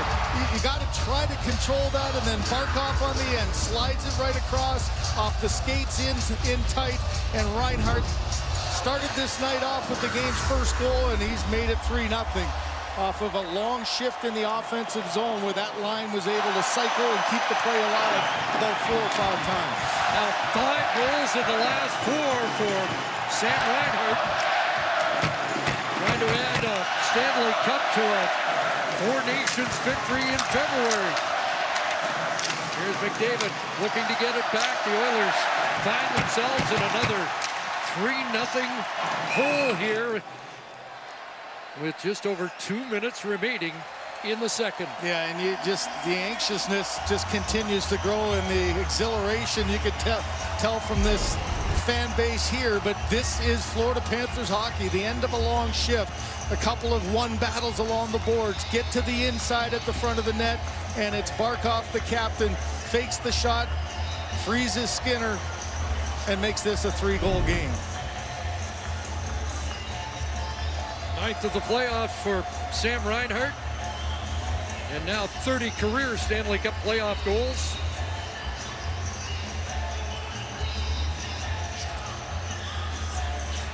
And to this point, no answers on that Edmonton bench. Yeah, and you remember the 3-goal comeback, and what Paul Murray said was his team stopped playing. They weren't as aggressive. They weren't staying on top of the puck in the offensive zone. Well, that hasn't been the case here in Game 6. And Mark trying to dash in, but Bobrovsky covers that, and Mark draws a crowd after that. Well, and this is where Florida does their thing as well. You can see Tkachuk's chirping, try to get somebody to take a shot, maybe try to get an Oiler who's frustrated to take a penalty, and that's something, it's hard to resist, but it's something you just can't get into right now if you're an Oiler. Don't fall into that trap of playing their game.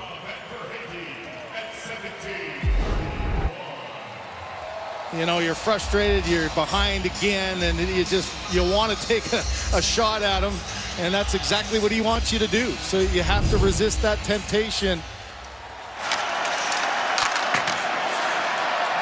Barkov and Verhaeghe get the assists on that third Florida goal. Watch the true story of Princess Delta Dawn, the first Indigenous pro wrestler in Japan.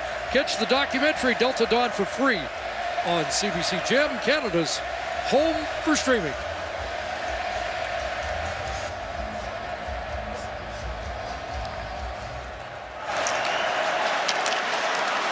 Off the face-off win, Seth Jones off Bennett.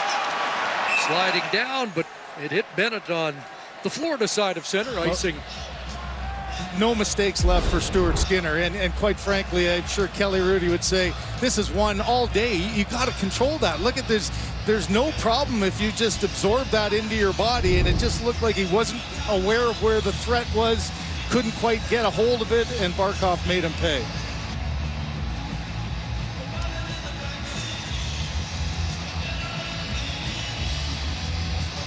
They scored 3 on 17 shots against Skinner in Game 4. They have 3 on 18 shots here tonight. There's Draisaitl back in, tried to drop it, and McDavid all tied up by Rodriguez. That's been the night, hasn't it? Draisaitl draws 2 guys to him, so he has no open ice. McDavid's trying to curl across. Rodriguez has him tied up. There just hasn't been any open space for them to be creative with the puck. Well, they say they're at their best when their backs are against the wall. They are firmly against the wall now. Final minute, second period, looking for some kind of spark before it's done. Bouncing in deep, Kane behind the net. There is Barkov getting a stick on it. Came loose in front, but Reinhart there to take it away. Reinhart feeds it in. Verhaeghe, first man to it, back in front. Reinhart in too deep. Hurts behind the net, feeds back for Forsling. Back around to the near side, and Jones will step up. Here's Seth Jones. Far side. Around towards Jones, but the Oilers will send that the length of the ice. And an icing call, 15.7 left here in the second. Well, that look says it all. Here's the play. You think an offensive, take a little bit of a tip. Rodriguez just stays with his man. McDavid unable to curl away and get any open ice. It's been the story of the game so far. It hasn't been a whole lot of positives from that top line. As you mentioned, Chris Knobloch put them together really early in the first period. Hasn't been able to take advantage of any of the matchups.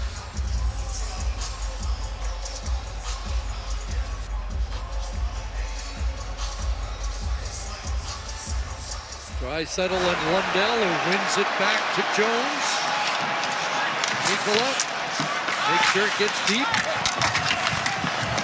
Draisaitl on it, but the period's winding down. Lusterinen back in behind the net, and the fans will roar their approval. We're through 2. Game 6. Second straight period. The Oilers outshoot the Panthers 10-9.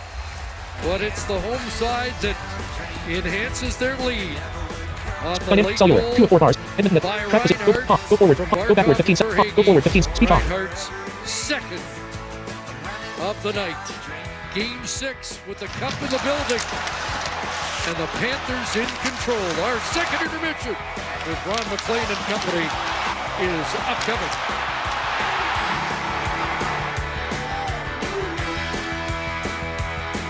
First goal of the hockey game, but despite that, still looking for the icebreaker, as Chris Cuthbert would like to say, in order to put some kind of pressure on Paul Maurice, Matthew Tkachuk, and the Florida Panthers. They do have a shot here as we get ready for period number 3 of Game 6 of the Stanley Cup Final. In the record for most time leading in a final, the 87 Oilers, 250 minutes and 4 seconds. If Florida holds the lead through this third period, they will eclipse that mark. But the Oilers have 20 minutes to change the narrative, starting with McDavid, Draisaitl, and Perry, Bouchard, and Ekholm. Around it goes, and Verhaeghe jumps on that. Here's Carter Verhaeghe in behind the Edmonton net. Cycles it back towards Barkov. Tied up there by Bouchard. Ekholm trying to create a little space for Bouchard, and now Perry up ahead. A bouncing puck for Draisaitl. Through for McDavid. Back to Ekholm, and his stick got lifted. And up comes Barkov the other way into the shift. They might have had an odd man rush going back into the Edmonton zone.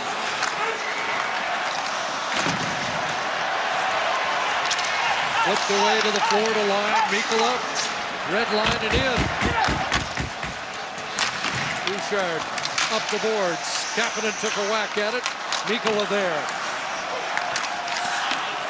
Now Evander Kane on the move. There's Kane swallowing through center. Kane to work. Kapanen along the boards. Puts it back. Jake Walman right on. Nugent Hopkins back to Walman again. Or Klingberg for Walman. Sending it in behind the net. Klingberg advances. That puck high off the glove of Bobrovsky behind the net. Kapanen with the retrieval. Trying to spin away from Lundell. Fed back to the line, and Klingberg unable to hold it.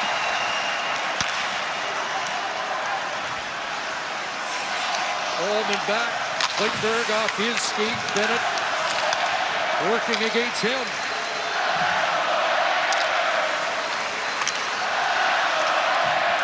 This crowd anticipating another cup celebration. Matthew Tkachuk's away. Up ahead, Bennett. Sam Bennett over the line. 6 goals in the last 6 games for Bennett. Got it again. Centers. Rodriguez can't pull the trigger. And out comes Edmonton. Skinner looks across. After it goes Janmark. Bennett plays it around and waiting for it. There's Kulak. That went off Rodriguez wide. Ricochets out. Well, no tentative start here for Florida either. With the 3-goal lead, not sitting back, continuing to be aggressive and clinch. They've learned their lessons from the comeback before, and even, we think last year, losing games 4 through 6. They look like a much more aggressive and confident team here, trying to get this one to the finish line. That's the difference from last year when they saw the 3-game lead evaporate. Paul Maurice said the pulse rate a lot lower this year in these big games. Forsling can't get it through. McDavid was trying to break in case Edmonton came up with it. Now they do, and now he'll break. And here he goes with Colson driving the lane. Dropped off. Draisaitl holds. Back in behind the net for McDavid. Centers. It goes behind Ekholm. Draisaitl spins it across. A pass for McDavid. Feeds it back to Ekholm. And the shot kicked away. Good left pad save. That time by Bobrovsky. Bouchard. McDavid. And his shot ramps off a stick high. And they still have yet to solve Sergei Bobrovsky. Body Armor Hydration Drink with electrolytes, natural flavors, natural sweeteners, and no colors from artificial sources. Body Armor, the official sports hydration partner of the NHL. Well, Sergei Bobrovsky here, the rebound is there for the taking. Look at the box out in front, though. Perry can't get to the front of the net. Barkov's back in the slot, and you know, once you finally do get some open ice, it's been very difficult to get inside and hunt down those rebounds when they're there. Off the draw, Florida controls. Mikula and Jones trying to work it ahead. Mikula gets it down into the Oilers zone. Here's Marchand. One of 3 Panthers with at least 5 goals in the Stanley Cup final. The only other team to do that, the 1955 Detroit Red Wings. Got 6 from Alex Delvecchio, 5 from Gordie Howe, and Ted Lindsay. So in rarefied air in so many different categories. Nate strips away. He'll bump it inside the line. Kapanen tried to play it back, but Panthers get on that, and it's Kulikov at the line on his backhand. Shoveling it into the corner, laid back out. Up the hit, Frederick taken down at center. Mitchell dispatch it back into Edmonton ice. No sec on it quickly. And Darnell Nurse around for Skinner. Able to work down ahead. Nugent Hopkins trying to get after it. On it to the backhand that Bobrovsky gets a piece of. Good hustle by Nugent Hopkins. Absorbs the hit from Nosek. But Florida clears the zone. Skinner back past 5 minutes of this third. He'll weave through. Here's Skinner, knocked out balance by Bennett, or by Tkachuk, and Bennett sends it into the corner. Sam Bennett's on it. He can't get it past the point, but now it's Tkachuk. And Ekholm intercepts that with Bennett almost loose. Mikula steps up. Rodriguez behind the net. Evan Rodriguez cycles that back for Bennett. Reinhardt's come on. Taken out by McDavid. Now the Oilers on the move and out. Draisaitl trying to spring McDavid. And Perry back to McDavid. And he tipped that just wide. Nice passing play for the Oilers to generate a chance. McDavid trying to feed the point. Now sends it in behind. Draisaitl there. Flipped across the goal mouth. Looks like he might have been trying to bank that off the shoulder of Bobrovsky. I think Bobrovsky ducked his head, too, to make sure there wouldn't be any contact.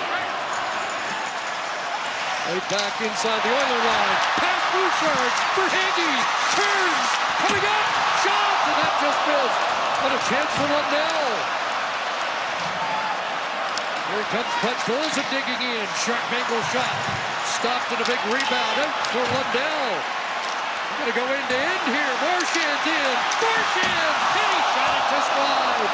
Almost another highlight play by Brad Marchand. In behind the net, it's Wallman. Pocket picked by Lusterinen. Way to Lusterinen for Lundell and back. Listen to this crowd. 7 minutes into the third. That shot blocked in front. And out comes Brown. And Mark can't get loose. Chopped off his stick. And Gus Forsling will play it back in and around. All the way to Kane. Up for Brown.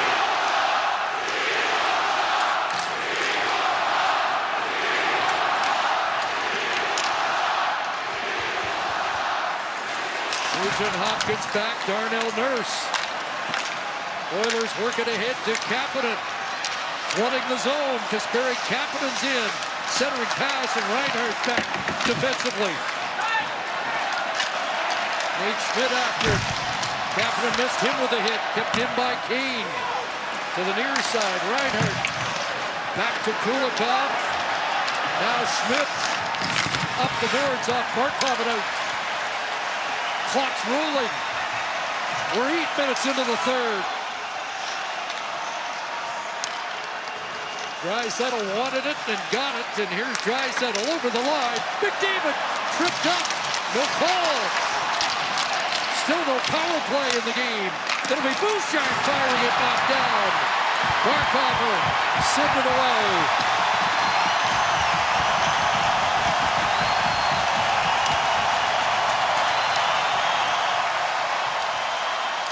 Draisaitl to the red line, plays it back in.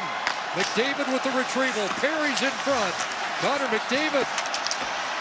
Back to Bouchard. His shot, and that hit traffic. They have glanced off Perry and takes a whack at him. Jones clears. Back in McDavid, and offside called at the line. More start to this period. Both sides trying desperately. The Edmonton Oilers trying to get back in this game from midair. Can't quite get a stick on it. Now Marchand, how about him in this series? Another stick tap. He gets a great scoring chance. And then McDavid driving through. Knocked down. Tried to get up to make a play. Nothing there. Like Game 7 for Edmonton last year. The difference of Sam Reinhart goal. And Reinhart's outscored the Oilers 2-0 here tonight. The 3-goal Florida lead, 11-11 remaining.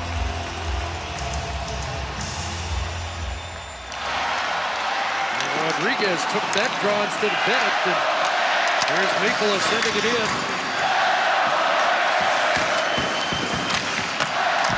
As he could check center, trying to get it to Bennett. Comes back for Mikkola. Rodriguez on the far side. Bennett taken away by Klingberg. And John Klingberg up ahead, Kapanen. Sent in on Bobrovsky. Paul Maurice said they would not play with any dread that it would have to be won here tonight. And they have not played nervous in any way. There's a shot by Wallman. Turned into the corner by Bobrovsky. This is anything but a tentative third period trying to protect the lead, isn't it? I mean, they've got their ears pinned back. They continue to attack. They continue to pinch. Keep the pressure on. Full throttle McDavid. Trying to get into the zone. Slowed up by Forsling, who has done a masterful job against the best player in the world in this series. Back to the line, Bouchard can't hold it. Verhaeghe's got a break. Carter Verhaeghe's in. And Skinner out beyond the blue to make that stop.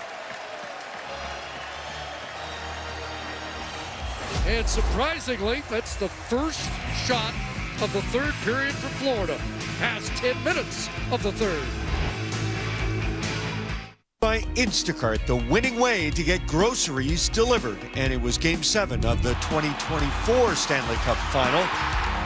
Sam Reinhart delivered the game-winning and Stanley Cup-winning goal for the Florida Panthers. And tonight it was that same Sam Reinhart who opened the scoring for the Panthers, and he has closed the scoring to this point. That made it a 3-0 lead, which is where we stand with time ticking under 10 minutes in the third. Fourth line out for the Panthers as Schmidt sends it back in.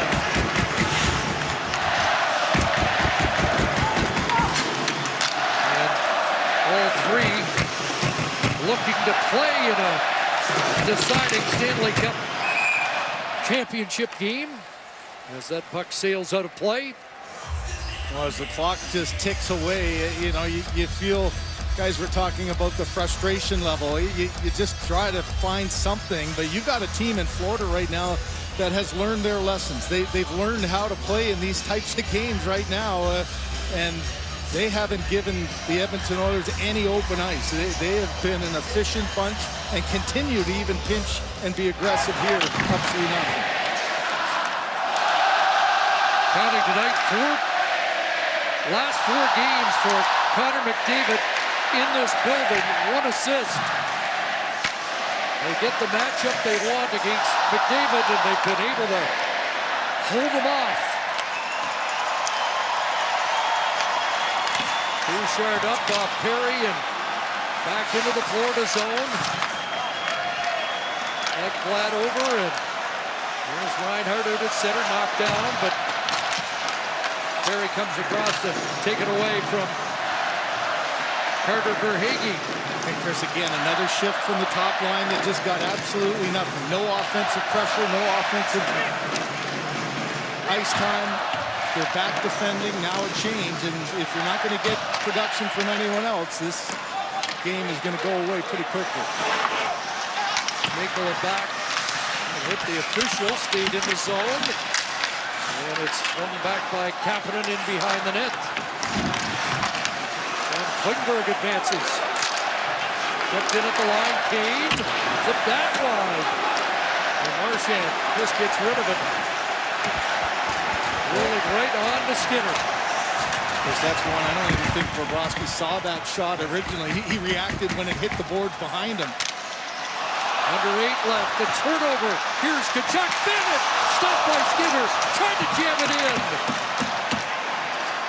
Now flipped ahead and does get out to center after the turnover almost opened the door for a 4th Florida goal. There's Schmidt playing it off the stick of Rodriguez wide. Tkachuk knocks that down along the boards. Frederick flattens him. And now out comes Henrique. Brent Frederick rolling it through, unable to connect with Skinner. Nate Schmidt, Matthew Tkachuk. Barkov off the bench.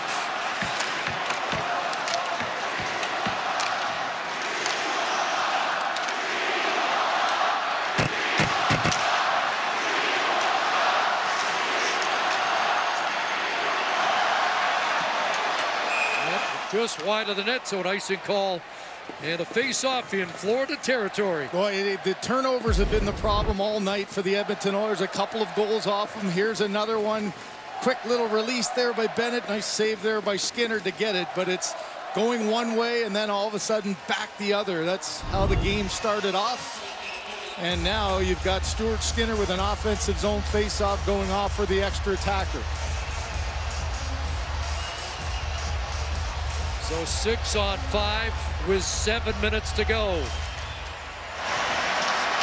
Oilers looking for one to try and light the comeback fuse. Bouchard for McDavid. Forsling there as he always is. Now it's Ekblad. Forsling ahead for Hagee. And it stayed in. Nurse saved it for a moment. But Barkov swings it across. Empty net, scores. Hat-trick goal for Sam Reinhart. His first ever in the Stanley Cup playoffs.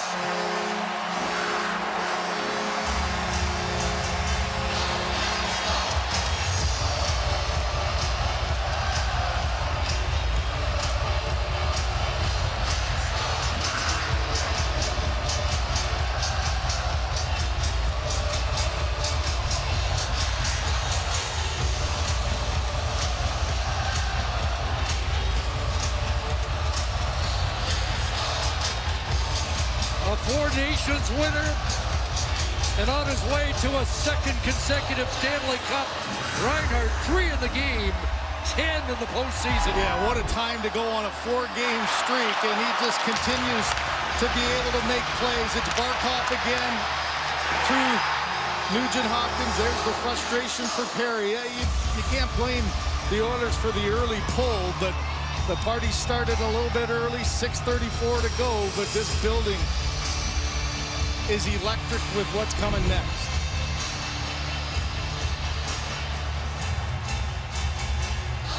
Well, Chris, you talk about guys that have injuries at the time. He went 5 games were goalless and didn't really look like himself. Even the first 2 games of this series, Reinhart didn't do much, and he has exploded in the last 4 games. 6 goals, 3 assists, and none bigger here than Game 6 trying to clinch 2nd straight Stanley Cup. 2 goals in last year's final. We mentioned the series winner, but just 2. Here's 3 tonight, 6. As he matches Marchand's total in the final. And the beach party is probably starting at Fort Lauderdale. 10th of the playoffs, scored by number 13,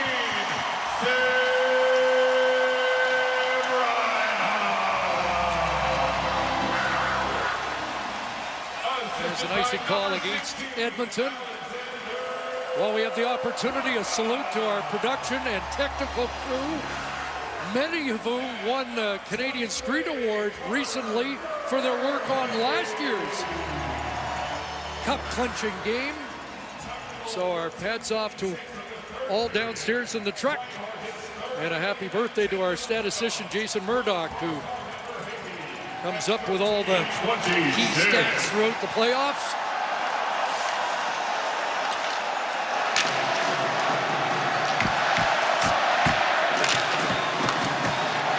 Been a dominant performance here by the defending Stanley Cup champions. It really has, and Paul Maurice said he felt his team was getting better with each game throughout this final. The 3 overtimes early, but Sam Reinhart, when it matters most, the hat trick on the night.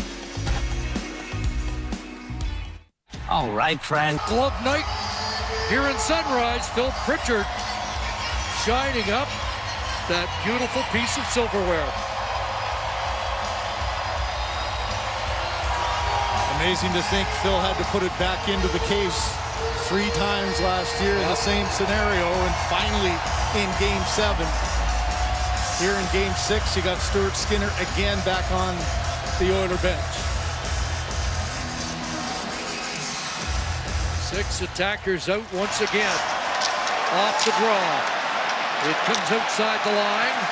Bouchard, red line, right back in. McDavid first one after it. Comes up with it. Twists away from traffic and back to Ekholm. And Bouchard. Matthias Ekholm for McDavid. Watched by Barkov. Draisaitl behind the net. Perry at the side of the cage. Nugent Hopkins in front. And Bouchard. There's not much there, and Ekholm can't get it through. Even with an extra man, there just doesn't seem to be many holes. There's a puck blocked in front by Ekblad. Along the boards, back to Ekblad. In Verhaeghe, and guess who? Rolling it back, and in! And it's another for Sam Reinhart.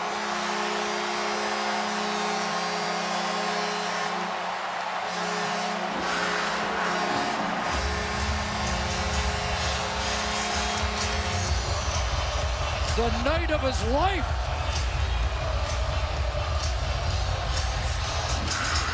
Well, Sam, there aren't many more moments that will be as memorable as this. He started things off with just a brilliant play individually, jumping up off of a turnover, makes the great play at the net. On the doorstep here, Captain Sasha Barkov off his skate, and then a couple of empty netters. They count just as much. You're trying to get this thing to the end zone. And back-to-back as he's falling down, his 4th of the night to make it a 5-0 game. 11 goals, 23 points in the playoffs now. He had 16 last year. 5-0, 5 minutes left. His 4th of the game, 11th of the playoffs, scored by number 13,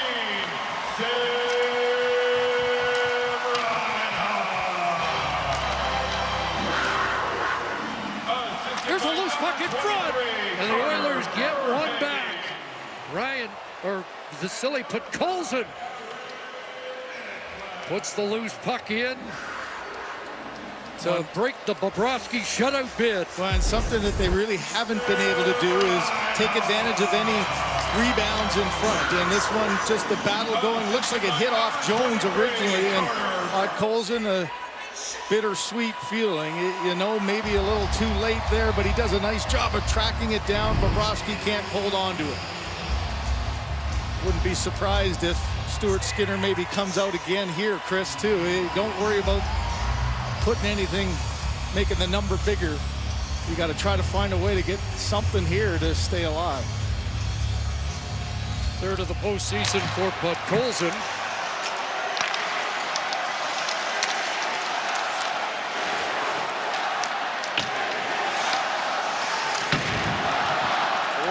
Remaining as it's played back inside the Edmonton line. Janmark, watched by Bennett. Out come Edmonton as Klingberg rolls it along the boards. Comes loose for Schmidt. Red line dumped right back in by Rodriguez, and good change for Florida. 4 minutes on the clock.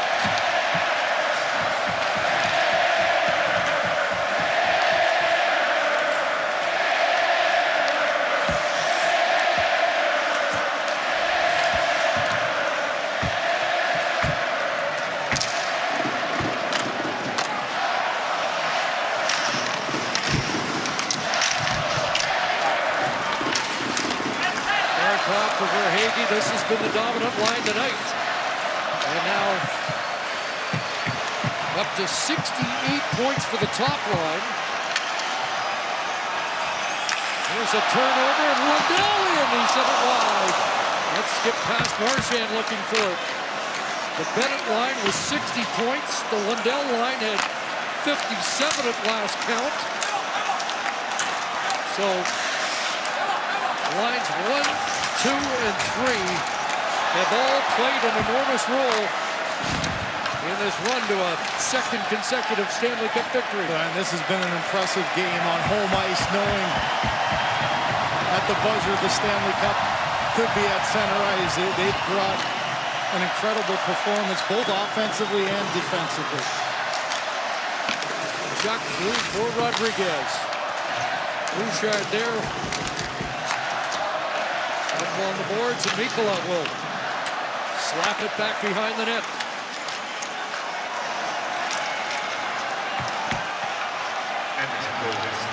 Mikkola. Back home. Mikkola gets it again. This time he does get it deep.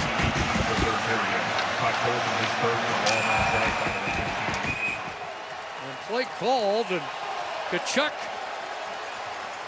and Kane were involved, and let's find out who's going off. Evander Kane's going to end this game with a 10-minute misconduct. Tkachuk, who you know will get under your skin and engage at different times, he's not about to engage now.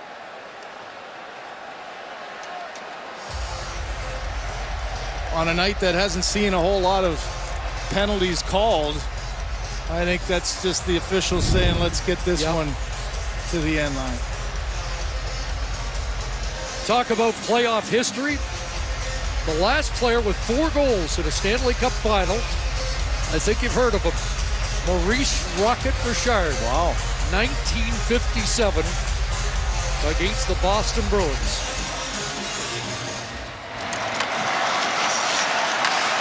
Not sure if Dick Irvin phoned that in, but I'm sure he remembers that well. What a night for Sam Reinhart. Under 2 minutes remaining. Janmark pushes it back.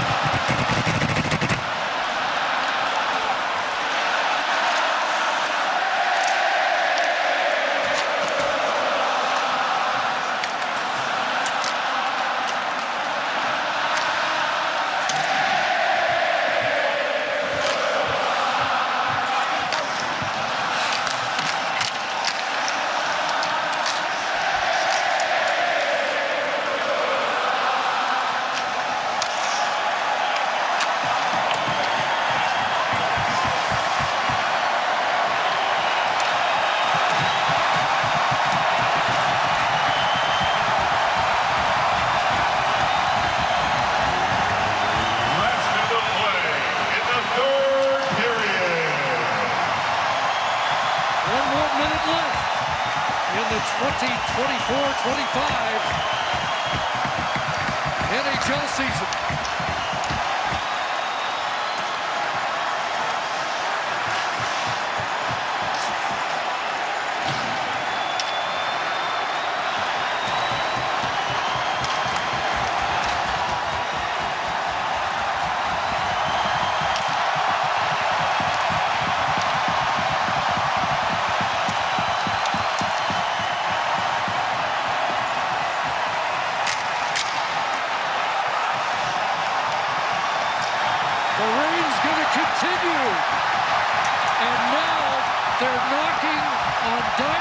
Doorstep. The Florida Panthers back-to-back Stanley Cup champions.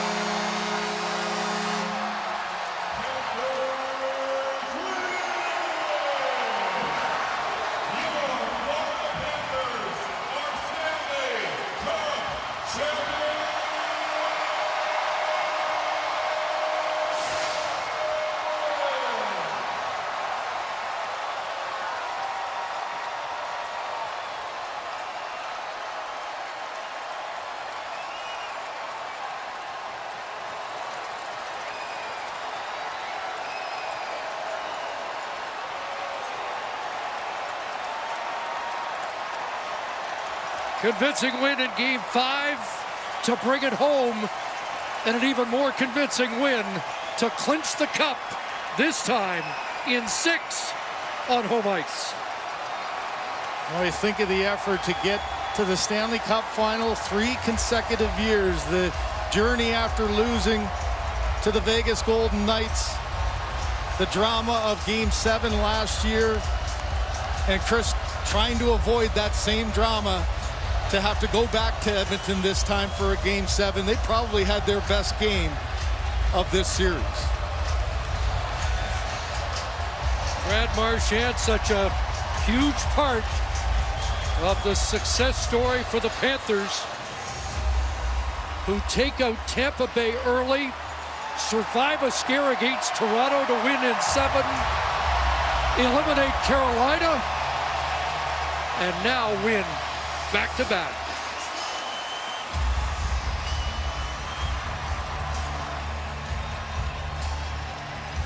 And once again in the same building, the same handshake line. Yeah, it's got to be a feeling that is ingrained in your mind from last year. And both games, the top guys, McDavid and Draisaitl, unable to get anything done offensively. 1 assist in the Game 7. And of course, Game 6 here. We all saw the emotion that last year's loss provided. It can't feel any now, better. NHL News. Panthers prioritize first-time winners in Stanley Cup handoff. Attachment. Perry, who played better than ever in these playoffs and still is in the runner-up spot, as has become that storyline through playing with Dallas and Tampa, the Oilers a couple of times. That's the amazing thing about this journey, Chris. It's this feeling erases all the good that you had and that you built throughout the year. It's so hard to swallow. And for Florida, you think how difficult it is to climb that mountain again after winning last year, to get back here again for the third. That's quite an accomplishment in itself.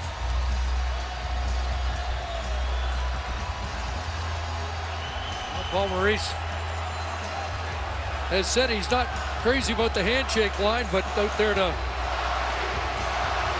salute the players on the Oiler team.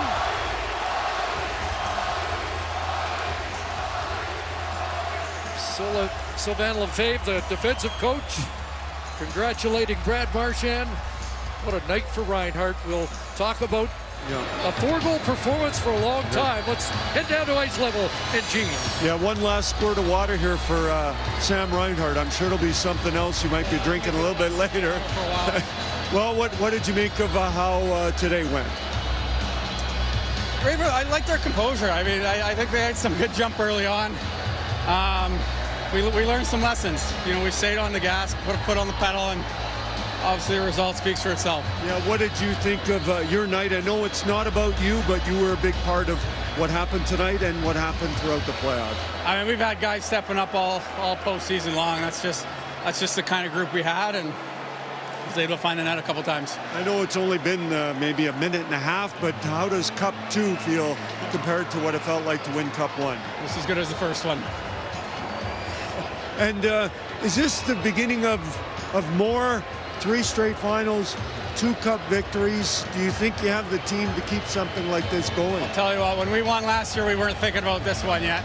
We're going to be thinking about this one for the next little bit and see where we go from there. Sam, thank you, and enjoy, and have a great offseason. Thank you. Appreciate it. You know, Paul Maurice made a statement earlier in the playoffs that this was a better team. It was a bold statement to say that about a team that hadn't won, comparing it to a team that had, but I think we saw evidence of it here in this series. Yeah, and you look at Gadjevich there with the head coach. He said that's a fourth line that you heard Paul Maurice talk about glowingly and how important it is. So your top guys have to do their job. Bobrovsky, let's face it, was the best goaltender in the series as well. So your goaltending was great. But it does take everyone. And I think the additions too by Bill Zito, you think of Marchand and the influence that he had on this series, Seth Jones. You know, those are players that I think really motivated the guys who had been there last year and won to dig in and fight even harder to give them the opportunity to experience it. Roberto Luongo celebrating again. He drummed it up early. He's a special advisor to the general manager, Bill Zito, who made the 2 biggest moves at the trade deadline to catapult his team to a second straight cup. Seth Jones, Brad Marchand, both huge additions. And what a postseason for Sam Bennett, who led the charge with 15 goals. First guy in over 100 years with 15 playoff goals who had never scored 30 in a regular season.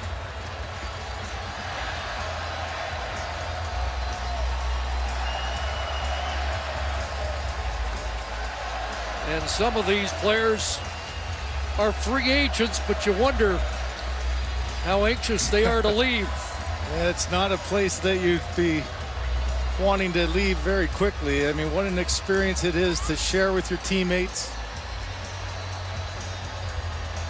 Sam Bennett will have some options, though, wouldn't he? I mean, what a glorious playoff he has had, and the big games. Maybe right back onto the ice and the celebration with Gene. Okay, Chris and Craig, Matthew, another cup. Did you feel like the road to this one was similar as the first one? Not for myself personally. It was I didn't think this was possible, and you know, I could have just personally could have just like threw in the towel and just got myself fixed up and missed out. There were days that I wanted to do that, and I knew this group was too special and we had a chance, and I just am so lucky to be on this team with this group of guys, and just a special group, and we got to be a dynasty now. It's 3 years in a row finals, 2 championships. This team is so special, and I just Stanley Cup champion. This never gets old. So is it too soon to ask you what the injury was? I'm going to enjoy this one tonight. You guys, people will find out, I'm sure. Hey, listen, I want to ask you, on media day, you said something about when you arrived here, you went to get a bite to eat, and someone said, that, you know, what do you do? And you said, I'm a hockey player. And I think he said you must. Yeah, he's like, you must be terrible. Yeah. But I hope that effing guy is watching tonight.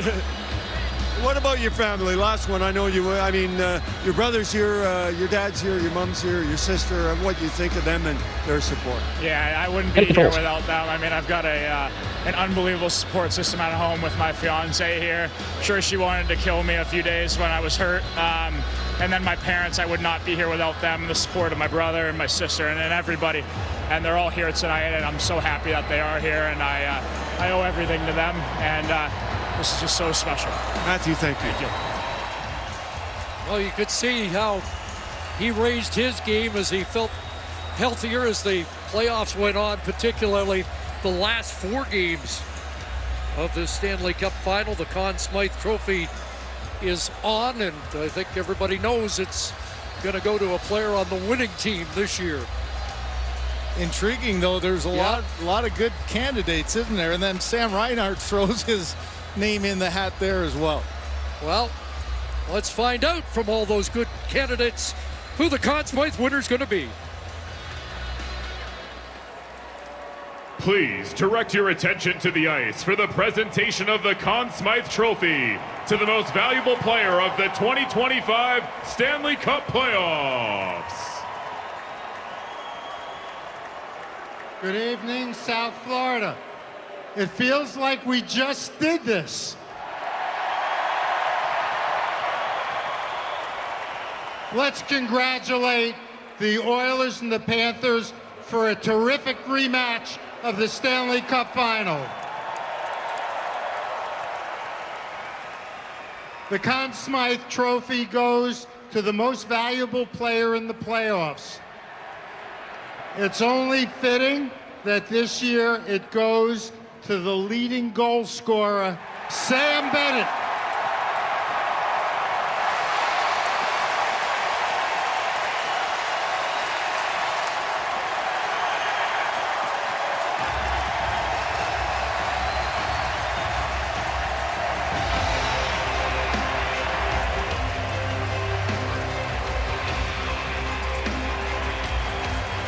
$15 goals for Sam Bennett, 13 of them on the road. Like Sam Reinhart, a 4 Nations Cup winner, a Stanley Cup winner, and a Conn Smythe Trophy to pad the stats as he goes to free agency. Just built for the playoff style of hockey, isn't he? And just the way that he was able to find open ice. You think about Florida going 10-3 on the road, and a lot of it has to do with those 13 goals from number 9.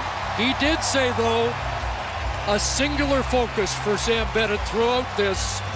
There's only one trophy that any of these players really want to get their hands on. So the time is now.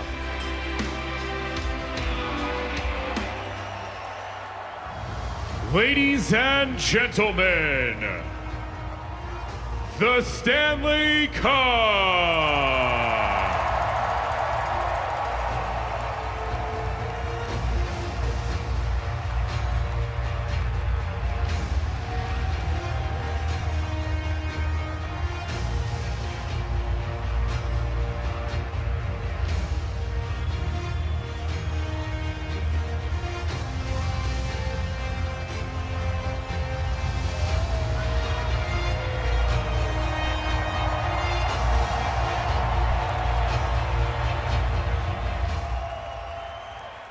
The Stanley Cup is the most iconic trophy in sports and the most difficult to win. And while it may be difficult to win once, to do it twice in a row is almost impossible.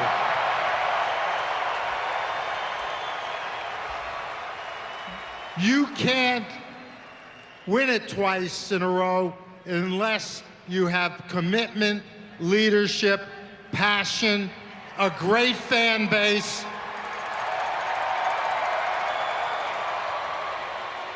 and a great organization, starting with Vinny and Teresa Viola,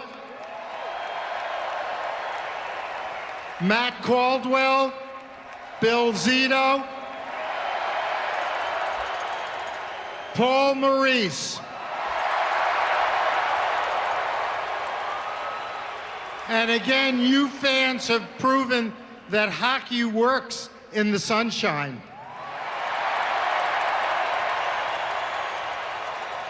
Alexander Barkov, let's do it again.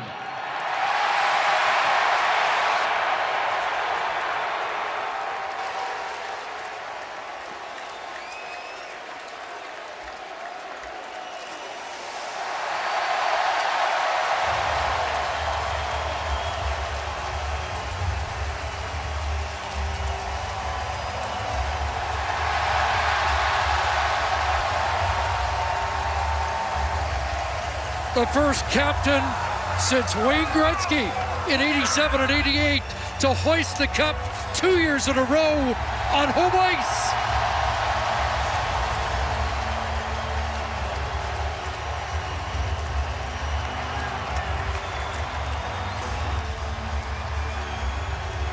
Greg, Paul Maurice said the other day, when the captain of your team wins the Selke, it determines the identity of your team, and what a great defensive team and champion this is. And Nate Schmidt, first to get the cup, one of the first-timers. Yeah, I've been in the Stanley Cup final before, of course, lost the last time, and always loved the decision-making veteran guys who get an opportunity to do something that's just so special. In his 12th year, bought out, got a new lease on life, got his game back, and now he's got a cup.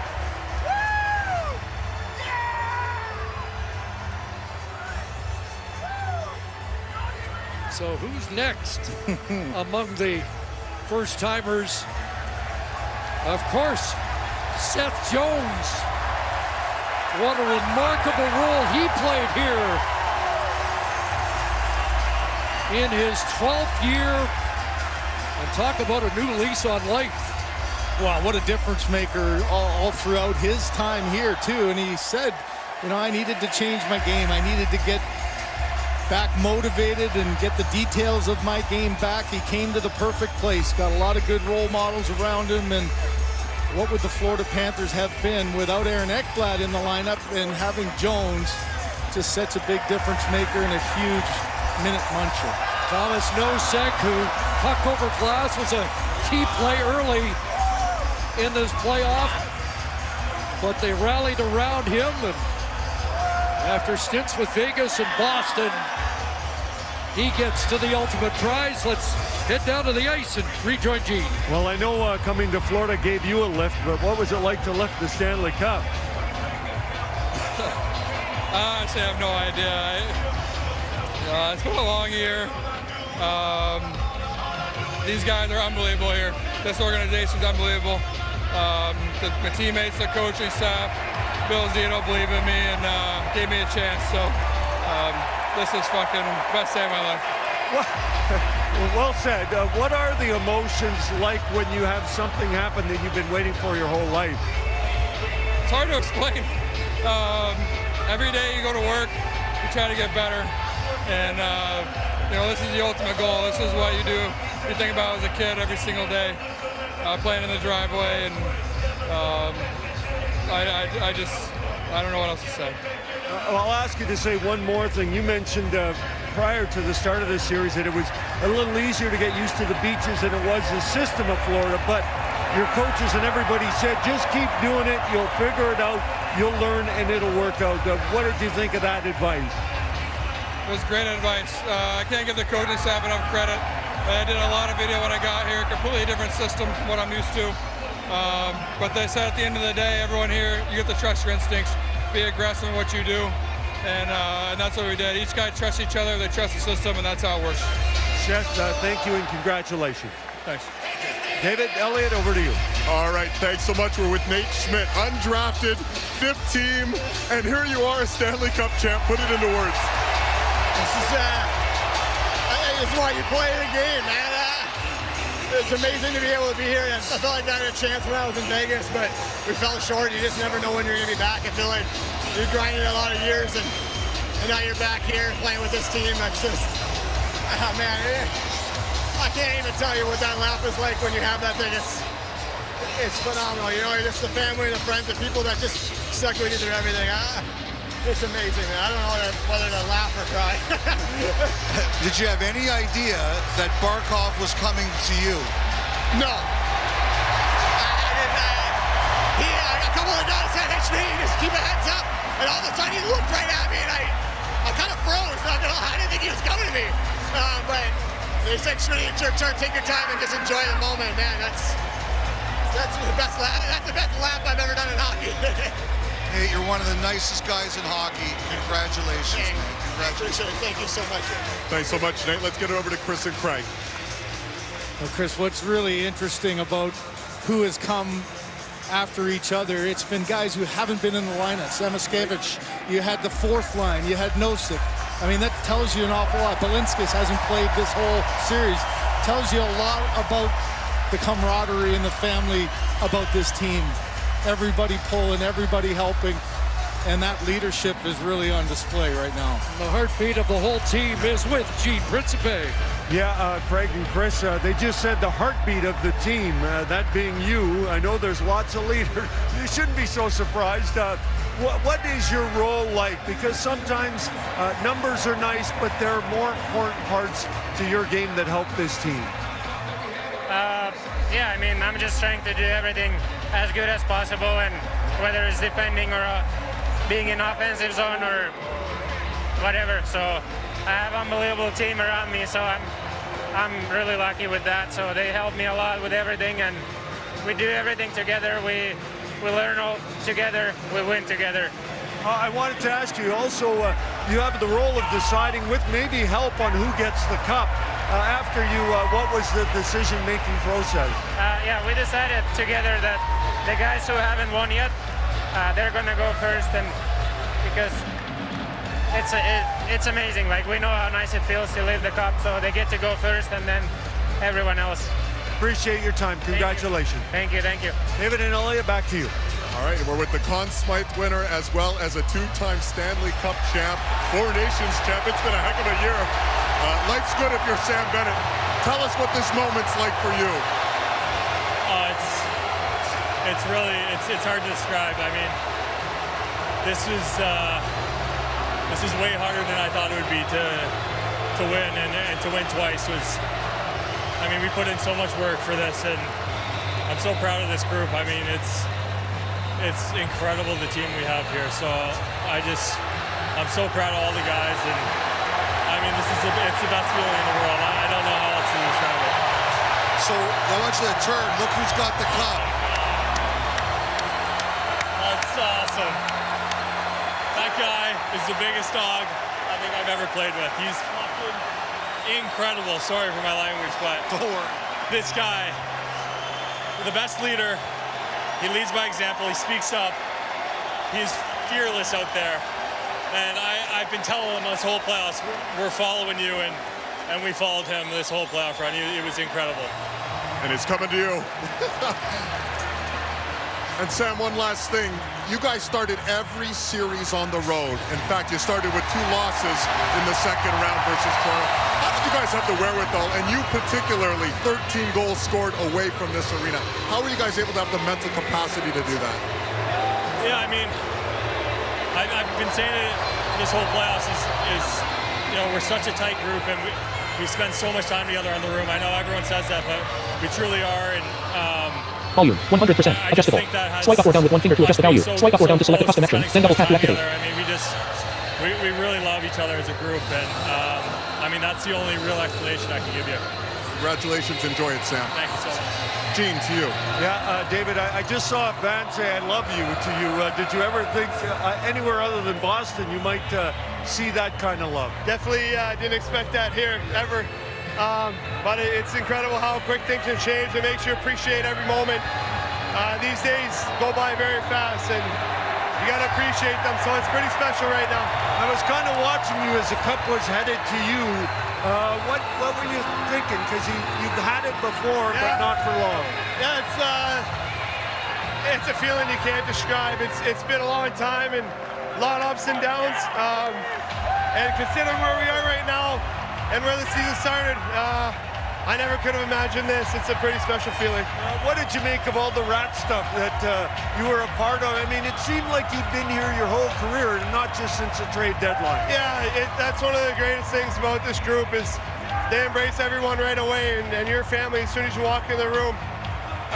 And you know, the rat stuff just happened to kind of come together naturally, and you know, it's a kind of a rep that our team got pretty early on. You know, and it stuck with us all the way through. And one of the greatest things, we don't really think a whole lot about the outside noise. It's all about what we believe in the group, and came together. Brad, thank you. Congratulations. Thank you. Appreciate14 it. years between Stanley Cups for Brad Marchand. this building's even better than Game 7 last year. There were a lot of Oiler fans that came here and a lot of Florida fans that didn't think their night would turn out right.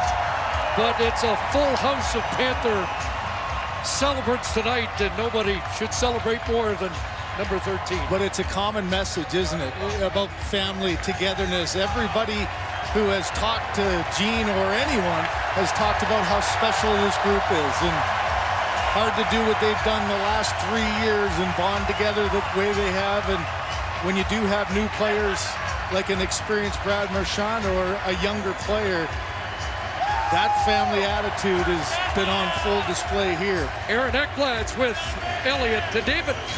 Absolutely, he is. They're celebrating in Windsor, Ontario right about now. Aaron, it was a little more than a decade ago. You were drafted first overall here. You know, there were some lean years, but here you are now as back-to-back Stanley Cup champions. How do you put this moment into words for you? Oh, you know what? It's impossible. It's impossible to put it into words. I'm so grateful that I've been able to be a part of this franchise for this long. And, you know, I'm excited for the future. And I really hope it's with this team. I saw when Kulikov was bringing the cup to you. You're a pretty stoic guy. But when Kulikov was bringing the cup to you, you started bending down. You had that huge grin on your face. Can you explain what that moment is like to get that cup in your hands? Yeah, you know what? From a guy like that, too, I love Cooley. He's a heart and soul guy. He'll block a shot. He'll make the big hit. He gave me the cup last year, and that's something we talked about, you know, brothers for life. And to be able to do it again and get it from him again is so special for me. Obviously, because we played together so long ago, and then he left and came back. So what a great opportunity. It's so special to get it from him. And I just love him as a brother and a friend and a person. So. You mentioned brothers for life. Your brother couldn't be here for Game 7 last year. He's here tonight. What does it mean to have him here this time? You'll make me cry, brother. That's so special. I love my brother more than anything in the world. So, a lot of history there, but you know, it means everything to me. Sorry. Congratulations. There's Aaron Ekblad. How about Sergei Bobrovsky standing by with our Gene Principe? Thank you, David and Elliott. And, well, what's it like to be a Stanley Cup champion for a second time? It's an amazing feeling, obviously. You know, I wanted to say thank you to the group of guys, obviously. It's been amazing work that we went through, you know, the dedication, you know, sacrifice and everything. It's been amazing. I want to say thank you to my family, to my parents, you know, for their sacrifice for me, and obviously for my wife and 2 kids, you know, they also allow me to play hockey, to do my job. And I want to thank God for everything that I have and everything that I don't have. I wanted to ask you, when did you ever start to think in your life that the Stanley Cup would mean something to you, that you wanted to win it? What age were you, or what made you believe that you wanted to do that? I mean, over my career, I had so many ups and downs, you know, and one of the last downs, I was probably, not many people believed in me that I can come back, you know, and yeah, and again, that's why I thank God for this experience. I couldn't even dream about, but now I'm here, winning it twice, you know, and I couldn't be more humble and appreciate it. And again, I am nothing, you know, it's all God.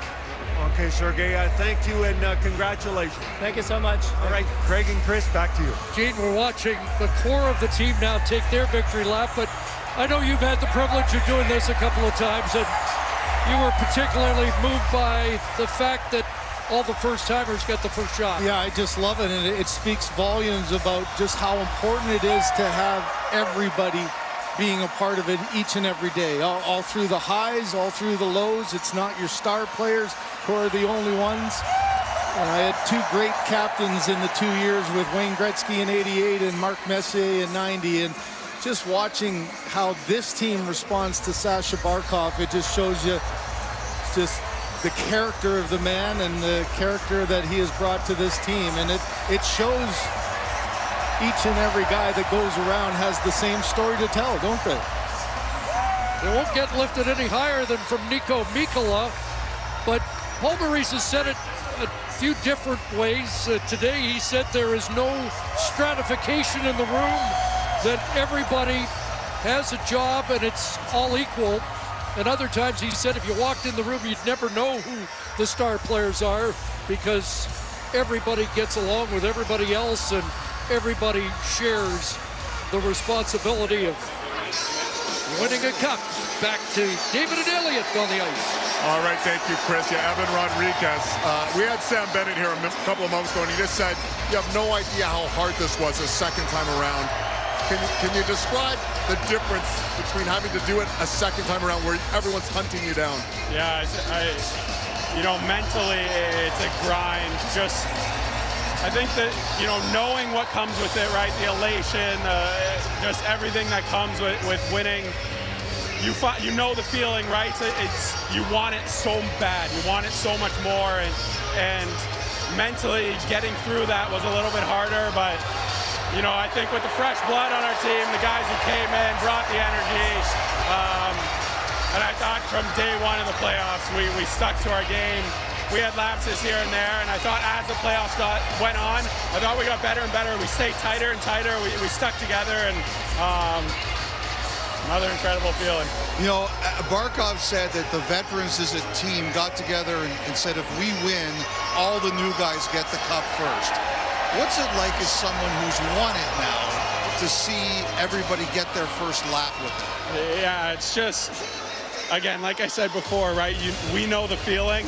So it's like for me with my kids, when I see them do something, it's even more exciting, right? So you get the new guys come in, their first time winning. You're so happy for them, and you can feel, I felt that last year, and you know exactly what they're feeling, and it's just the best. Congratulations, Evan. Anytime, thank you. Gene. Elliott, thanks very much. Carter and I were just talking about how it takes quite a bit of time to get through everybody to hold the cup, but do you think guys are holding it maybe longer this year just knowing how special it is? Yeah, we know how hard it is to win, and yeah, it's so nice seeing all the new guys that came in this year and haven't won a cup before lift it. It gives you so much excited. We're almost more excited to see them lift it than ourselves lift it. So they had a huge impact all year for us, gave us so much energy, and yeah, it doesn't get old. Are you able to compare this final to last final because you were up all the way and it looked like you were a cinch to win, and then suddenly it wasn't like that, but did this one seem different? Yeah, it was a little different. Like I said, we're a different team this year. I think we're a better team this year. We have a bunch of new guys. I feel like everyone, it was such a team effort, and everyone pulled the rope, and everyone, that's so great about our group. I think everyone has their role and does it so well, and no one complains or anything. Everyone's just, to get Brad Marchand he played third line and had such a huge impact for him. Like, it's crazy for us. So as we were getting ready to do this, I think it was a 12-year-old boy who's still there, waved at you. And what about the growth of hockey in Florida, thanks to what you and your teammates are doing and how it continues on that legacy? Yeah, it's crazy. When I first got here, I never got recognized anywhere, and now you can't go anywhere these days. So we have such great fans, and it's grown so much. You see all the little low battery, kids 10%. Here, Double tap to open up. It's just unbelievable to see hockey so big down here. Carter, thank you and congratulations. Thank you very much. Craig, Chris, back to you. Carter Verhaeghe, who had the game-clinching goals in this Tampa and Carolina series. You saw Bill Zito lifting the cup, but now Paul Maurice for the second time. Such great emotion when he talked about his dad last year. Dennis watching his name on the cup, like his heroes Jean Beliveau and Gordie Howe. Jamie Crampon in the winner's circle again. His fourth time, Los Angeles Kings, Chicago Blackhawks, and 2 years in a row, another great member of that coaching staff. Couldn't help but think as we watch Bill Zito, there's Sylvain Lefebvre, who does such a great job with the blue line, but Bill Zito, fingerprints all over that cup for a second straight year with the moves he made. There's Tomo Ruutu, also part of the coaching staff here.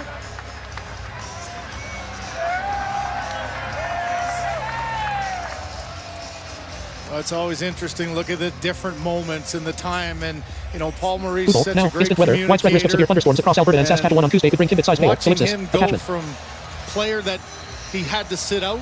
Nico Sturm was one of the first guys he went to, and you're not just dealing with the top players or the superstar guys. You've got to connect with all, and what a brilliant job over these 3 years Paul Maurice has done. Back to Gene. Thanks, Craig and Chris and Jonah. Well, is it different winning the Cup? Because last year, unfortunately, you didn't play in the playoffs, and this year you did. You feel like, hey, I really earned this opportunity to hold the most prized possession in hockey sport. Yeah, for sure. Last year I was just trying to be a good, supportive teammate, and man, I was so happy to just be a part of the group, and it was such a fun year. I learned so much, and I think that carried over to this year, and I'm so thankful to have gotten an opportunity, and just enjoyed every second of it, and just so blessed to be here again. Yeah, what do you think of just what this scene is like? It's incredible. You battle all year, 82 games and a long playoff run, and you battle with the guys you love, and you build incredible relationships, and we'll be champions forever. Appreciate your time, and congratulations for a second time. Thank you, sir. Maurice. Right. So now getting set for the pitcher that's worth 1,000 wins. The shot of the entire team and all the support staff with the Stanley Cup. That's become the faces say it all, doesn't it? Great tradition. Yeah, it really does. And again, I've said Wayne Gretzky doing this in '88 at Northlands Coliseum, and now it's just what every player's favorite picture and memory of the Stanley Cup final.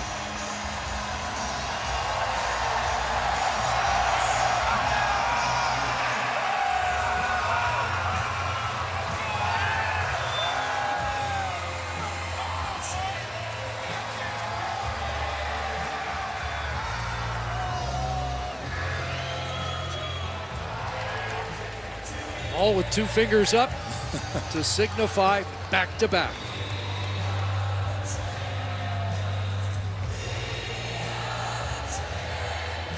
Won't be long till family members come out on the ice. You used to kind of go back to the dressing room and spray the champagne, but there's a lot more room out there for all the families. But right now, the immediate family is going to huddle up one more time with a cup.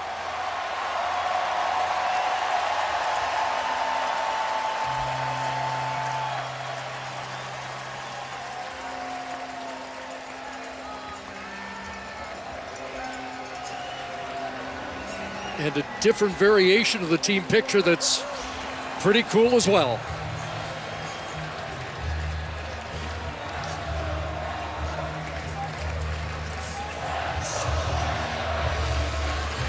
Like every championship team, though, it really has been interesting listening to the players and how much their messages are entwined with each other. I mean, there's nobody off topic at all. There's nobody who feels remotely different. Everybody's important.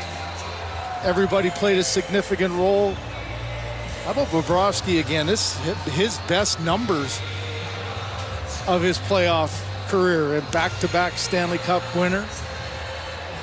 Didn't win the Conn Smythe, but boy, he could have easily been one of the guys in the conversation as well. Finished strong, finished with his 50th career playoff win as a member of the Panthers.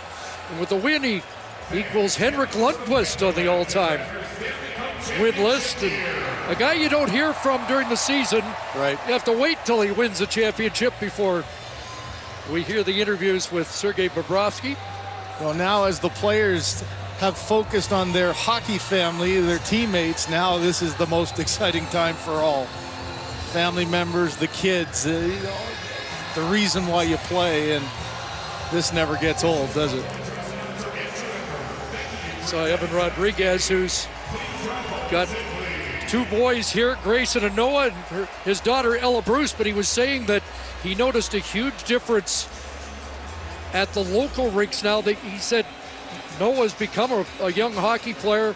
They're at the rinks. They don't even have enough rinks because it has taken off so huge after last year's Stanley Cup. So Nate Schmidt's little one is here. but the entire culture of hockey in South Florida has changed so dramatically in a very short period of time. And Paul Maurice was talking about the youth of this team as well, guys with their young kids, and that does change the makeup of your team too. You know, sometimes when you got a lot of younger guys that don't have families yet, they don't appreciate it. Now they bring in that family ideal into the team itself, and lots of great connections here with a group that hopes that those kids grow up and see this a few more times. Let's head back to ice level. Here's Gene and Paul Maurice. Yeah, Craig and Chris were just talking about how now you see some of your players have kids, and how the sort of the push of hockey in Florida continues. Is that something that makes you proud? It's one of the favorite things, because I'm closing in on grandfather age, I hope. I don't want to put any pressure on my daughter. I'm just saying I'm available. Well, the players bring their kids to the rink, right? So there's generational. Kasperi Kapanen, his dad played for me. But these guys now, and they're going to be pretty well thought of in Florida for a while, so they'll start to make their homes here, and these kids will grow up playing hockey, and that's how our grassroots program grows. I want to ask you, we often talk about a player and their role. What did you think of you and your coaching staff's role in getting the club prepared for Edmonton again, and then eventually coming to this point of success? Well, you know, there's about 5% of the game that we're responsible for. I think we did our job. After that, they've got a good team. And those two guys, I think maybe people up in Edmonton get used to it. But we're not used to seeing those two they are elite players. So we have to do it by committee. We were playing at some point 3 lines against them tonight and just trying to skate as fast as we possibly could. They are at bench level. I've never seen anybody move that fast. What would you like to say to your 87-year-old father and 85-year-old mom who've been kept busy at least every second night watching you and your team?